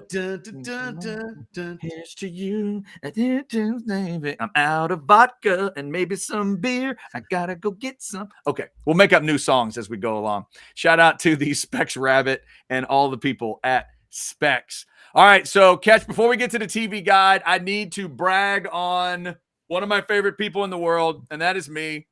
Your crap bag picture of the day is a putt that I actually sunk. I want everybody to look at this from Shadow Glen yesterday. If you know me, you know that when I play golf, I play at Shadow Glen in Manor. Shout out to the guys out there. Catch, look where that ball is and look where that flag is. I sunk this putt for a birdie yesterday. No, you didn't. I did. Let me tell everybody something. When I tell you a story about a golf course, I am a rarity. You know I'm rare because I'm a guy that's an Aggie that'll do this show and loves to do it. I am about as honest a golfer that has ever lived. I do not tell lies on a golf course. I do not tell lies about golf courses. I dropped this bad boy, a double breaker on an air-rated green, and I knocked it down. So if you haven't been out to Shadow Glen lately, check them out, shadowglengolf.com, and shout out to the crew out there, Kirk and Grant. I hope to be telling you more about them as we roll on. One of my favorite places to be. It was very hot out there, Ketch, but I did have a good time, especially when I hit the birdie. Paul. It was good stuff. I see? On the Specs chat line, Paul. Nope. It Stop fell, lying, man. Chad. Hey, Paul, I would tell you if I missed it, because I wouldn't even talked about it if I missed it. Dude, I shot like a 101 yesterday. How did you know to take a picture of it in advance? What's that? How did you know to take a picture of that in advance? No. Technically, that was after, because I'd laid the putter cover right down next to me, so I knew the spot, and I hit it, and I'm like, oh my God. I'm like, I got to take a picture of that to show people that I hit it. So it wasn't like I had a sense I was going to hit the putt. I hit it and then took the picture. So it is fake a little bit. It's not fake. It's just I showed you after I hit it. Yeah. I mean, you couldn't put it in the exact spot. Okay, science guy, you're right. I couldn't put it in the exact spot. It's the approximate position. Will you let me have a moment? I'm just saying you didn't hit that shot. You hit a different shot. That was okay. There you go. I hit a shot from that spot. Is exactly what it is. That's what happened. I'm a 25 handicap golfer that doesn't get many birdies. Let me have my moment. Dude, I'm not hating on you. I'm answering the questions that the people have. Yes. No, yes, Buck Wild. Here's to you. Here's to savings. That is number 8 at Shadow Glen, by the way. A nice little par 3.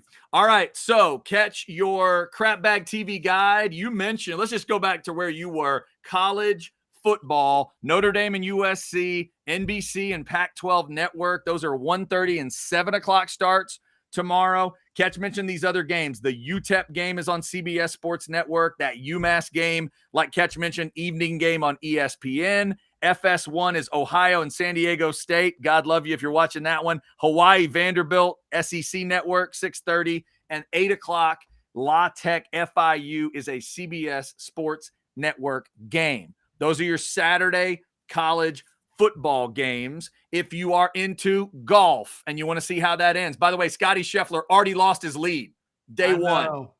Already lost his lead, and Colin Morikawa went crazy in round 1. So that's going to be a wild finish. That's all on CBS this weekend. So don't forget about the golf if you love the golf.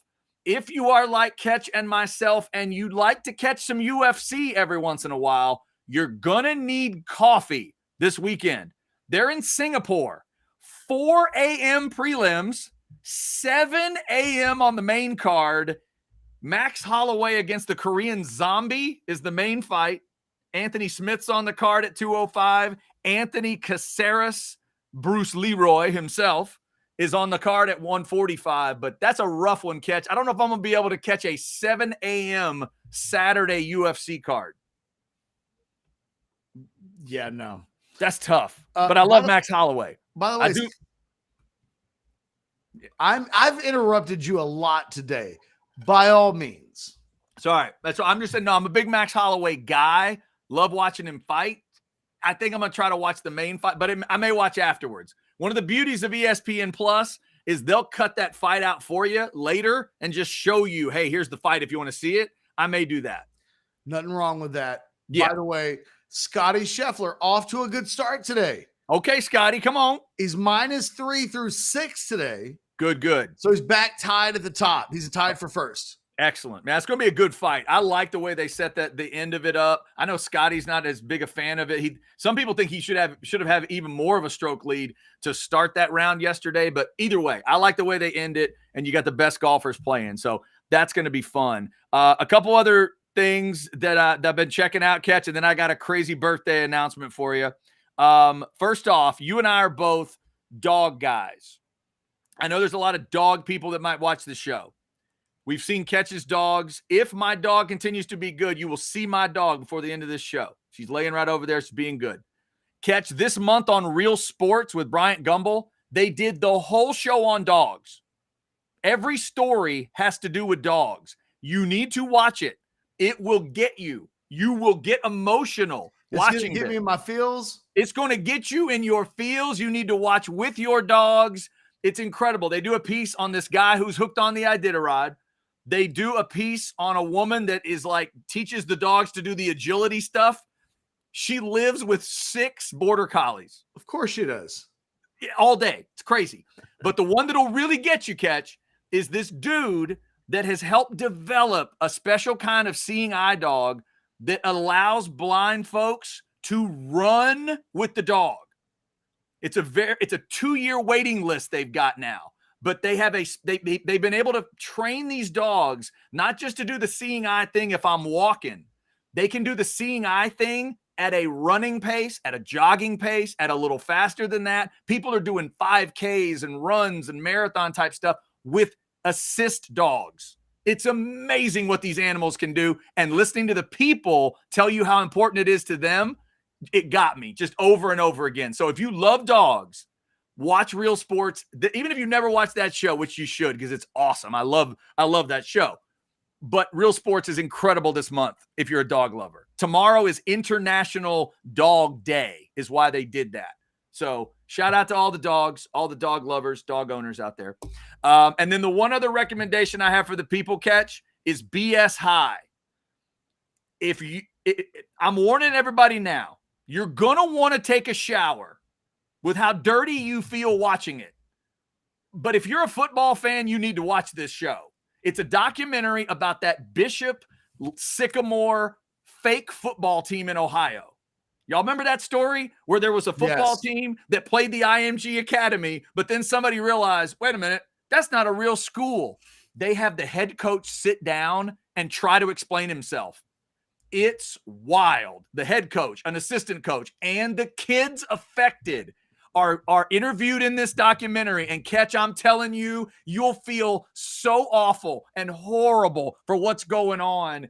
It's crazy. But I think it's important for football fans to watch this because it is the true danger of what happens when you let too much money claw its way into sports and you're not paying attention to what some people are doing. It's an incredible story. HBO documentary, BS High is the name of it. It's incredible. Sounds like a real pick-me-up. Feel good. Oh, no, it's not that. No. It will make you challenge whether or not you want to love football moving forward. Because you've done that, let's hear real quick from our sponsors who will serve as the pick-me-up that we need after the story that Chad just told us that makes me, it's making me reconsider a lot of things. So real quick, a word from no matter what you're needing, Specs same-day delivery can save the day with our Specs app or online shopping. From world-class wines to hard-to-find spirits and craft beers to gourmet foods, delicious snacks, and spectacular sweets. It's Specs. Cheers to savings. Either her or Rabbit. The Rabbit. Specs. I feel better. Yeah, I do too. I feel better. I'm sorry. I didn't mean to bring everybody down. It's TV. It's TV I've been watching. Like sometimes you watch the stuff that brings you down. All right, Ketch. I don't know if this brings you down or not, but I have a weird birthday game for you. Tomorrow is the birthday of Macaulay Culkin. Oh, wow. If I put the over-under at 44 and a hook, 44 and a half, you going over or under for Macaulay Culkin's age as of tomorrow? 44 and a half. Okay, I think he was 8 when Home Alone came out. And Home Alone is 91. So that would be 32. I'm going to take the under. That's a good move, sir. He's 43 tomorrow. 43. I wasn't really close there, but my approximates led me in the right direction. It's well done. Well done. Yeah, every year on his birthday, I feel older and older and older because you and I remember him in his prime as one of the greatest. I'm trying to think of a better just pure kid actor in movies. Like for me on television, it was Gary Coleman. And It's then Anthony Michael Hall, isn't it? Like Anthony Michael Hall did Weird Science. He did Vacation. But Anthony Michael Hall wasn't that young. He was young. I'm saying that young. If he's really 8 years old when he hits, when he's doing Uncle Buck and when he's doing Home Alone, he's young. Anthony Michael Hall wasn't sub 10, was he? Yeah, I think so. Like in Six Pack, Anthony Michael Hall is maybe 10-ish to me, 10 to 12. Yeah, you're probably right. Right? So to me, Macaulay might be the king of, I mean, it's him or, I don't know, Jodie Foster. Jodie Foster had a run in her early days where she was one of the biggest actors ever. So I might go with Macaulay, but happy birthday to him. 43 tomorrow for Macaulay Culkin. There's your crap bag on a Friday. You ever see The Good Son? No, I have not. Where he's watch that. Where he's the devil. I was going to say, because you were kind of describing him as a nice kid, like watch him as the devil. He's good. Oh, okay. I got to check that movie out. He's a good little shit is what he is. My favorite Macaulay Culkin, the easy Macaulay Culkin to go to is obviously Home Alone. I'm an Uncle Buck guy. My Macaulay Culkin and Uncle Buck cannot be topped for me. It's my favorite performance of his ever. I love it. He's so wonderful in that movie. Anthony Michael Hall was 14 when Six Pack came out. Yeah, that's what I would have guessed. Yeah. So probably 13 when the movie was made. Okay. Yeah, right. That's about what I thought. And it was so much fun because he was that age and he was swearing in the movie, and it was just so good.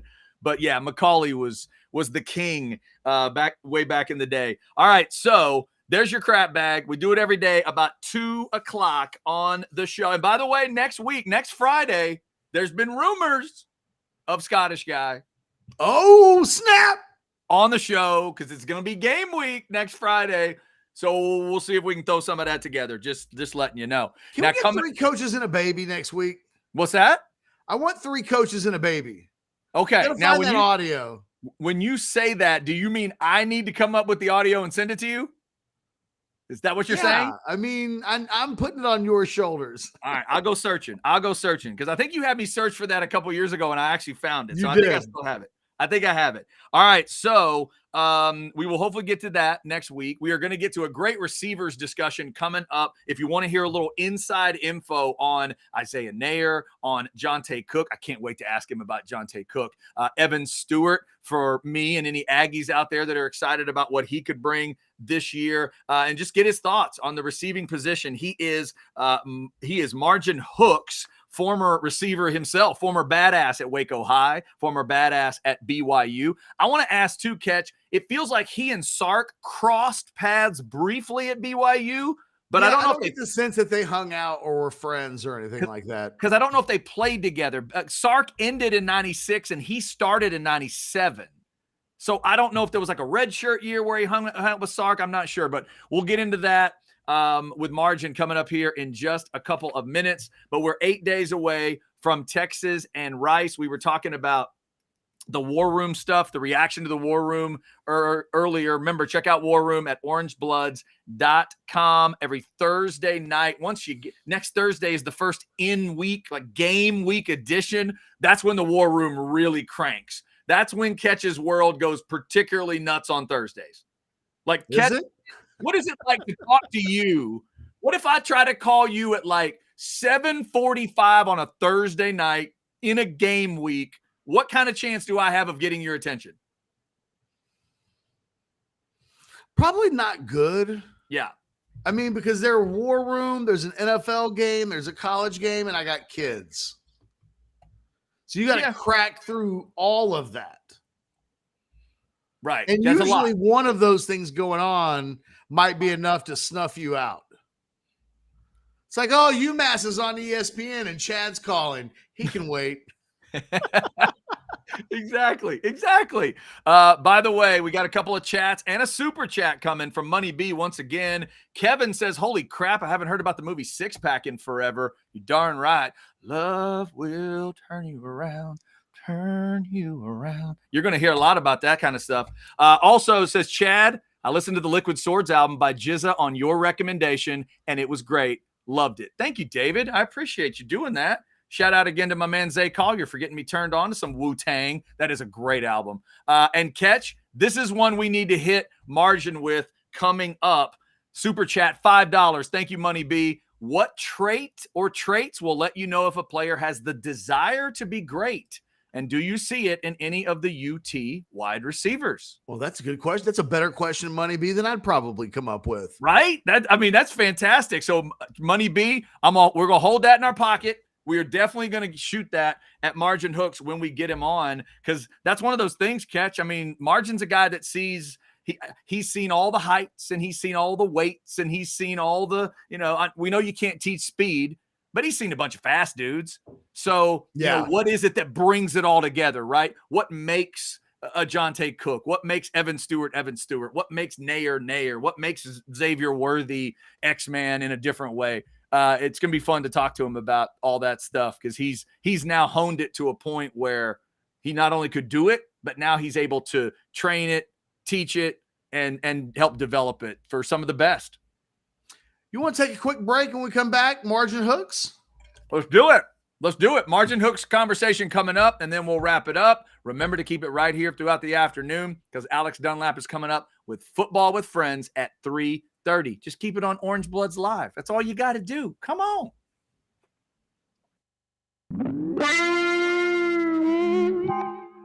This Orangebloods recruiting flashback focuses on one of the best wide receivers to ever play on the 40 acres, former Odessa Permian star Roy Williams. One of the all-time greats out of West Texas, Williams was one of the last great players to come out of Permian and the Little Southwest Conference, a school and district in West Texas that helped inspire the movie and TV show Friday Night Lights. Williams' prowess as a receiver, defensive back, and track star made him perhaps the single best talent to ever come out of that part of the state. Overall, Williams finished the year as a 5-star prospect in the Rivals 2000 rankings, but actually ranked behind fellow Texas wide receiver signee B.J. Johnson in the rankings, which seemed pretty stupid almost as soon as he hit campus. I can't lie, I had Williams ranked behind Johnson as well, who at one time reminded scouts of former Florida State wide receiver Peter Warrick. In addition to Williams and Johnson, fellow Texas signee Sloan Thomas was ranked as a top 5 in-state prospect, and the three of them became known as the Big Three when they arrived on the 40 acres. As far as Williams' actual recruitment, he was an early commitment for the Longhorns, who had the arrival of 5-star quarterback Chris Sims as a major selling point for all of the in-state wide receiver gems that year. For the most part, Williams was solid as a rock throughout the recruiting process to the Longhorns, although Texas A&M fans were convinced that he would be a late flip in the recruiting process to them, even if there was virtually zero evidence to suggest it would happen. But we're talking about facts and evidence. And when has that ever mattered to the Aggies? At the end of the day, Williams signed with the Longhorns and became one of the best players in the history of the school at his position.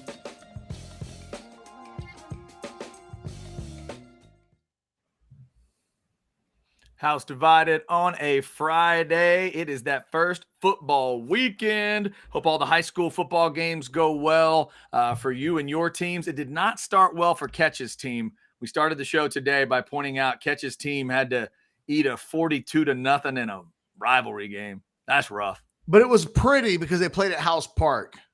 So you have the city in the background. And you know what? I'm going to blame it on the sights and the scenes. Oh, it's distracting. It really is. I've called games at House Park, and I probably did a horrible job because it's just too pretty. It's too nice. Is that a new condo being put up, and then they score a touchdown. They run right by you. Yep, exactly. You just get beat on the far side while that's going on. Shout out to the Specs chat. We've had a lot of great folks on the chat. We have Money B throw in multiple super chats today. Thank you, Money B. And we've got that super chat ready for Margin Hooks if we get Margin Hooks on the show. Margin Hooks, the receiver guru from Sky's the Limit training at Sky's the Limit WR on Twitter. We pumped him up so much, and now he hasn't checked in with us. No, it was always between like 220 and 230. Okay, fair enough. Because he's just getting out of class. He's got stuff going on. Look, the fact that he isn't quite here yet does give me a chance to remind everybody, Specs Wine, Spirits, and Finer Foods, Texas family owned for, basically a generation and then some, all the way back giving you savings since 1962. Your one-stop shop for literally thousands of wines, spirits, beers, everyday prices. They're a 4-time National Retailer of the Year, which basically makes them the Yankees or the Longhorns of their industry. Go to specsonline.com. That's where the fun starts. Let them give you great savings, same-day delivery, and all the hot new releases that you're hearing about other people talk about. Go get them from Specs. So, Ketch, the other day you were drinking that giant-ass root beer that you got from, was it Bush's Chicken? Remember that? Yes. No, that was on Tuesday. Yes. Okay, here's a little unsung hero that Specs has that people don't think about. Fancy root beer. They've got your gourmet root beer. If you're a root beer freak like myself and like Ketch, check out Specs.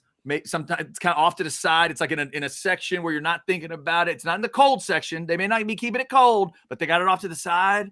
Go check out those root beers because that's the place. Specs is usually Ketch where I find the finest bottled root beer on the planet, in my opinion, and that is the Abita root beer. The Abita folks that You've are making been talking about that for like 2 decades now. Because it's fantastic. The Abita folks that are doing the great work with beer over in Louisiana, I love their beers as well. But that bottled root beer is the finest on the planet for me. If I had to pick one, I love all different root beers. But man, that Abita in the brown bottle is mwah. So if you're headed to Specs, it's not just about the booze at Specs. They got your root beer too. Hey, while we wait for Margin Hooks to join us here on House Divided to talk a little high school football receivers, college receivers, what are you expecting from Evan Stewart this year? What exactly? Like I know what Xavier Worthy, I know what AD Mitchell. I got an idea of Jonte Cook. What would be a good year for him? What are we expecting of a guy in Evan Stewart who had a really good freshman year, but hasn't played with a great quarterback? I don't think has been asked to carry an offense yet, but I think he's the best player on that A&M offense. I completely agree. And it is carry the offense. I think the goal for, I don't know if Bobby Petrino should think about it this way, but I would tell him by the time they get to that Arkansas game and they're about to head towards the game against Bama, make sure you've introduced the nation to Evan Stewart. Make sure they understand who he is. By the end of last year, Evan's making some incredible plays, but they weren't good, right? They're scrapping to 5-7 by beating LSU. He had a couple of amazing plays against LSU. And Moose Muhammad makes plays, and Anaya Smith can make plays. That A&M receiving core is so exciting to me this year, but Evan should be the point of that spear. He should be the guy that runs the show. So what I'm looking for, Ketch, is freaky catches, consistent big-time games. This is a running game that I don't completely trust, just like the Texas running game. Just like with Xavier Worthy, I think it's a great comparison. Those guys, I'm going to watch their stats all year long because I think both of them should be leading their offense in everything. They should be the one scoring touchdowns. They should be the one making catches. They should be the one getting big first downs. So that's what I'm looking for Evan Stewart. So thrilled that he's back after all the crazy rumors that he might leave and be one of those guys. The story around A&M is that the guys that left needed to leave, and even if they wanted to come back, they can't. And we've seen now a handful of them have gone to another school and already screwed up. Yeah, a couple of them. So A&M feels like they have a better culture and a better cohesiveness, and Evan is a big part of that.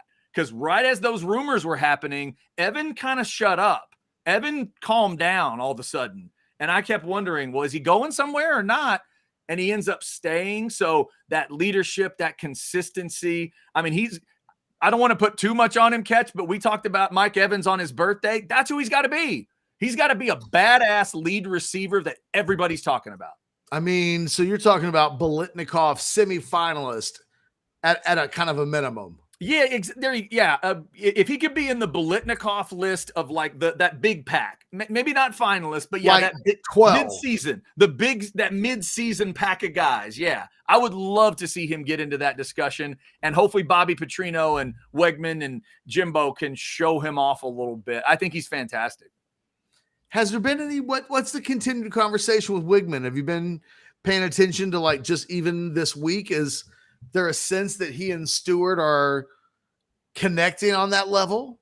Yeah, I mean, I think so. The weird part about that is the last time Jimbo was asked directly about it, a timeline on quarterbacks, it was like, yeah, we don't know exactly when we're going to name them. I read practice reports that Max Johnson looked pretty good when he was in. And so there's still like, I sense that it's going to be Wigman, but they haven't pulled the trigger on it. I wish they would. I'm the kind of fan that wants, if you know, say it. You know, it's like Nick Saban wants to tell us he's got a guy. My concern is that, has Wigman been inconsistent enough that Max is that close? Because to me, I think Wigman, to me, he's the guy that needs to take that job, but I don't think they've officially gotten there yet. But overall, everything I'm reading about him and the receivers and the way they're getting along is great. And the Aggies have 4 receivers that should scare people. And I'm hoping that they do. And the other thing, we were talking about the mood around Texas a couple of days ago, Ketch. That's another mirror I would put with these two teams. They both feel confident, better leadership, and for whatever it's worth, the A&M group feels like loose. Jimbo feels like he's loose right now. Not tense, not tight, loose, confident. Oh, by the way, they're healthy. Knock on wood like all fans do. Aggies had tons of crazy injuries last year, and they're a healthier team too. So feels like they're in a good spot headed in. And 8 days from now, I'm really focusing in on their first game. I know it's New Mexico, but after last year, Ketch, I'm going to need to see the Aggies beat who they're supposed to beat like they're supposed to beat them. Pardon me for asking that after the UMasses and the Appalachian States of last year and what those games looked like. Aggies need to get after it immediately. Hey, I'm going to send this to Blake. I don't know if we're going to be able to get this up in time before Margin Hooks joins us here on the show. Our former producer sent me a picture, and it's a picture of a bottle of water. She sent it to me in the middle of the show. What? And I was thinking to myself, why are you? AT, the producer, sent me a picture of this bottled water. And she's like, SP even has bottled water. And I was like, what the hell are you talking about? Saul Paul has his own water. Is that right? Saul Paul, go to Slack real quick. It's not as good because we can't show people, but yeah, yes, apparently our guy Saul Paul. Wow. And we got to put the old rap jingle on the show too. Like we may just need to play it for people so they can hear it again. But yes, I got to drink some Saul Paul water. Wow. Saul Paul's. Wow. The change water. How about that? That's crazy. Grammy award winning artist and water owner Saul Paul. Hey, all you got to do is work with us and greatness happens. Greatness will happen to you. All you got to do is work with us. This vicious rumor that everybody that works with me gets fired, not true. Not true. So partially true, but not true. There's a question in the chat. Tracy asked if Saul Paul forgot that he was supposed to be doing an interview with us. I don't think so. Yeah, did Margin forget? Not Saul Paul. Paul's not supposed to do it. Did Margin, because I sent the link, told him between 2:20 and 2:30, and then he did okay, great, with like the 2 red exclamation marks. Yeah. Oh, you got exclamation marks. Those are important nowadays. And you got the red ones? Yes, which maybe they look like exclamation marks. Maybe there's something else. I'm not sure, but he's a busy man. He might have just discovered the next great receiver in the world. He might be working with Micah Hudson and trying to, say, hey, Micah, I'm not sure about that West Texas wind, man. Austin's a lot calmer in terms of when you run the route. I mean, now you've turned him into Mike Dean. He's influencing soccer matches and football outcomes. I'm sure he won't do that. I am interested to hear about Micah Hudson, though, because I know he's worked with Micah, a guy that wherever he ends up will be a big, big deal for someone. Yeah, we're just killing time now. Oh, that's a good song, too. Who was that? That wasn't Aaron Tippett. Who was is that what's his name? Not Clay Walker. Clinton Black, right? It's killing time. I don't know if I'm going to remember the Clint Black jams. It's killing me. I can't name a single Clint Black song.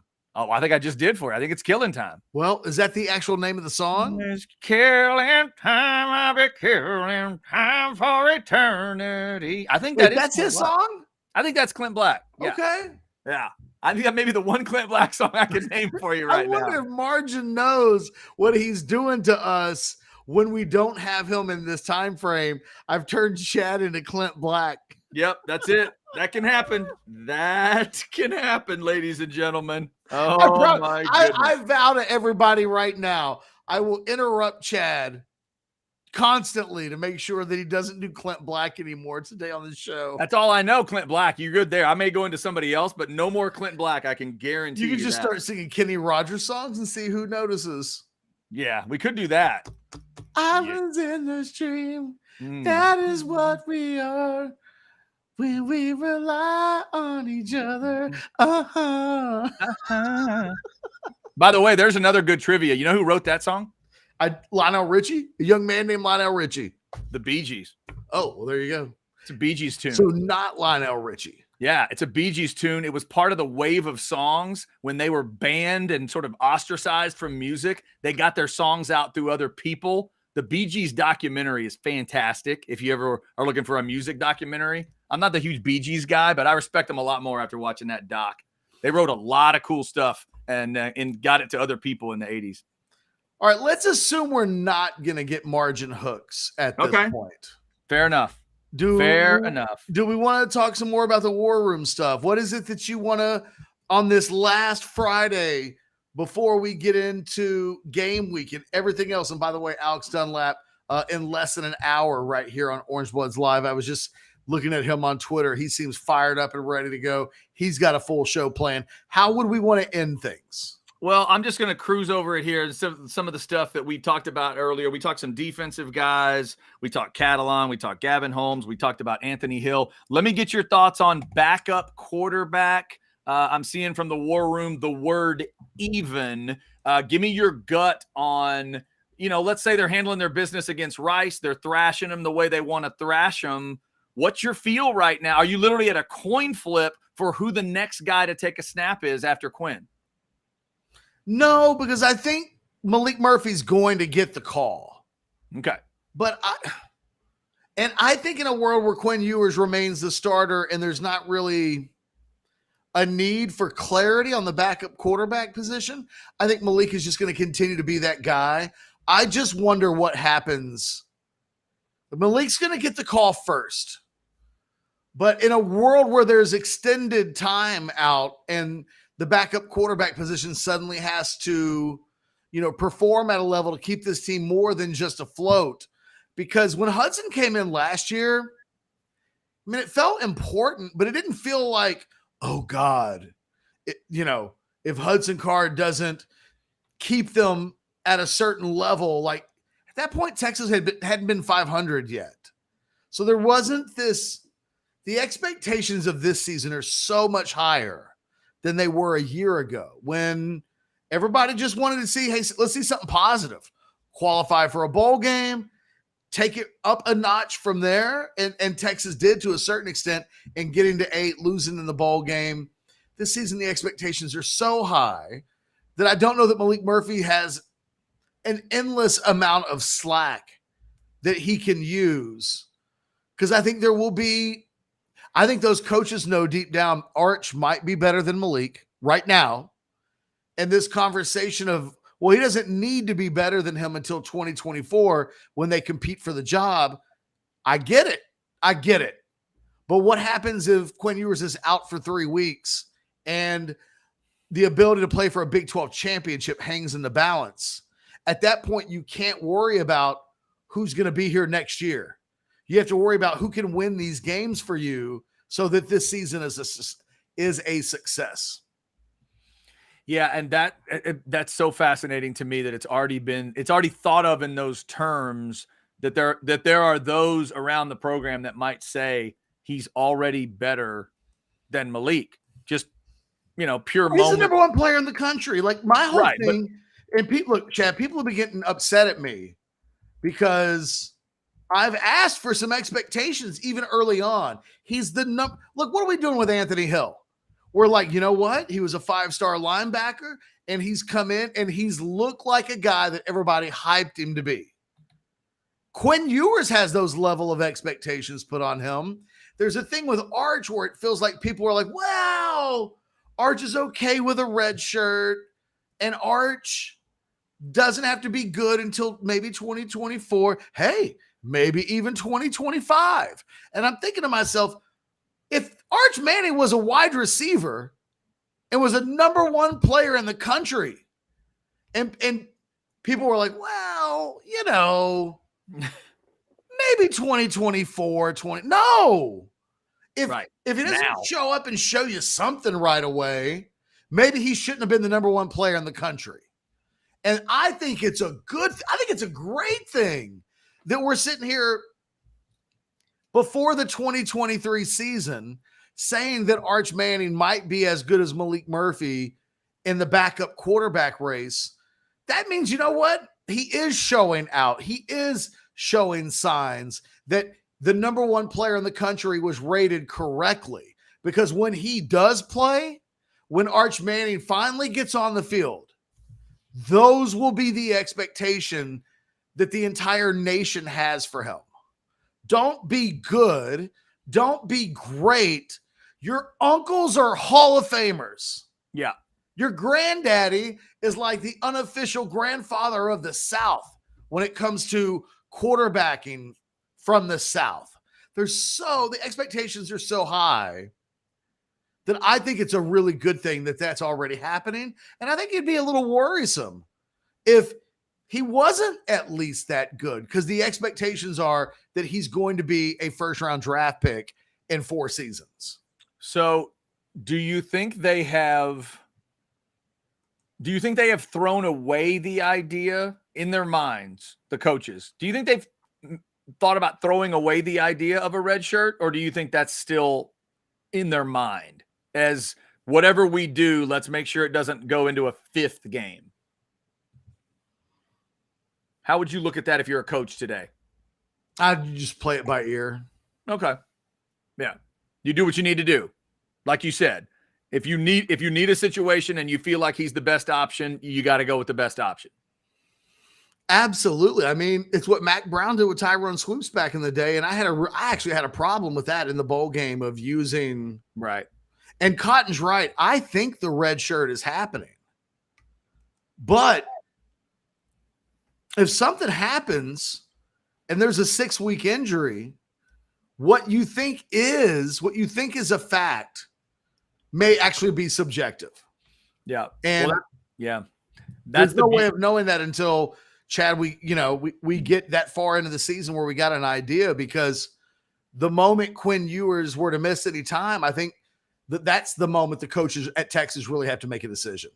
Yeah, and obviously we're 8 days away from kick. Everybody gets so excited, but one of the first things that happens, I think, to any fan base, but certainly to Texas fans as they start to watch their team, but when that first game actually starts to happen, you go from whatever level of Kool-Aid you've been drinking into a sugar crash pretty quickly, because you just have that feeling of like, whoa, okay, this is what the truth may be for my football team. So we're just going to need to see how far that sugar crash is, right? Yeah. For the people that think it could be playoff good, are they right away? And we say, oh, well, this could be. Or is there going to be a bit of a sugar crash where you go, oh, wait a second, hold on. Maybe they do get pushed around a little bit in Tuscaloosa. Maybe we have a little bit more to go. But we're going to see 8 days away from kick. How about this? How dare Hopkins, Texas? What do we? What? Because he's like, no, Anwar this morning jinxed the day. 2 things. Anwar was always going to be on vacation today, doing a little kid time. God love him for doing that. Spend some time with your kids, get some family time in. And had it not been for us getting stood up, not by 2 guests, just one, technically Nabias. He let us know he wasn't coming on. Yes. Yeah. So, I mean, not quite the same thing as ghosting. That's true. And by the way, without Margin not coming on the show, you wouldn't have been able to hear Chad do Clint Black. That's right. So, exactly. I mean, I don't feel like we're losers, Chad. No. I feel like him not showing up provided us a little bit of broadcast gold. My only fear is that the YouTube algorithm is going to hear you singing Clint Black. Right. And they're going to think it's the real thing. Because I nailed it. Right. Obviously. That was my worry too. Chad, you're going to be too perfect in this moment. Hang back a little bit. We're going to get a violation from YouTube because they're going to think that we used Clint Black's song when that was really just Chad doing a couple of lines freestyle. That's okay. I'll explain it to him. If YouTube calls me up, we'll explain it to him. Everything will be good. Hopkins. You're trying to say excuses are like, go ahead and say it, Hopkins, assholes. It's okay. Everybody's got one. I would say, and what I always say is, sometimes excuses are just the reason something happens. Yeah. There would have been no Clint Black. Why was there a Clint Black like impersonation today? Because Margin Hooks didn't make it. Yeah. It's not an excuse. It's why it happened. Just so you know, philosophically, I have a little bit of a different interpretation of like the virtues of excuses. Sometimes they are like assholes, but sometimes, oh yeah, Paxton, while we're wrapping it up, show us that good boy or what good happened? girl. Oh, that's right. Oh yeah, before we wrap up, hold on. Let me go ahead and show because she did a great job. She did not a single bark. My dogs can't say that. Come here, sweetheart. Come here. Let's have you make your debut. Come on. Oh, here you go. Here you go. Who needed Margin Hooks when we got that puppy? That's right. This is Peekaboo. I never thought I'd be a grown man with a dog named Peekaboo, but I am. There she is. Dad, there are no. Sometimes excuses are just a reason why things happen. That is it. That is it. We could have Margin Hooks on right now. Instead, Peekaboo. Instead, Peekaboo. Do you hear him? Look at there. Peekaboo. Look at there. No, she's not feeling me. No, Peekaboo is now over. Deliberately not looking in my face, in my eyes. Oh, there you go. Chad, let's wrap it up. All right. For myself, for Chad, for Peekaboo, for Blake, for Nabias, and Margin, who may have been Teamsters together and just decided no today. Not sure. We'll see.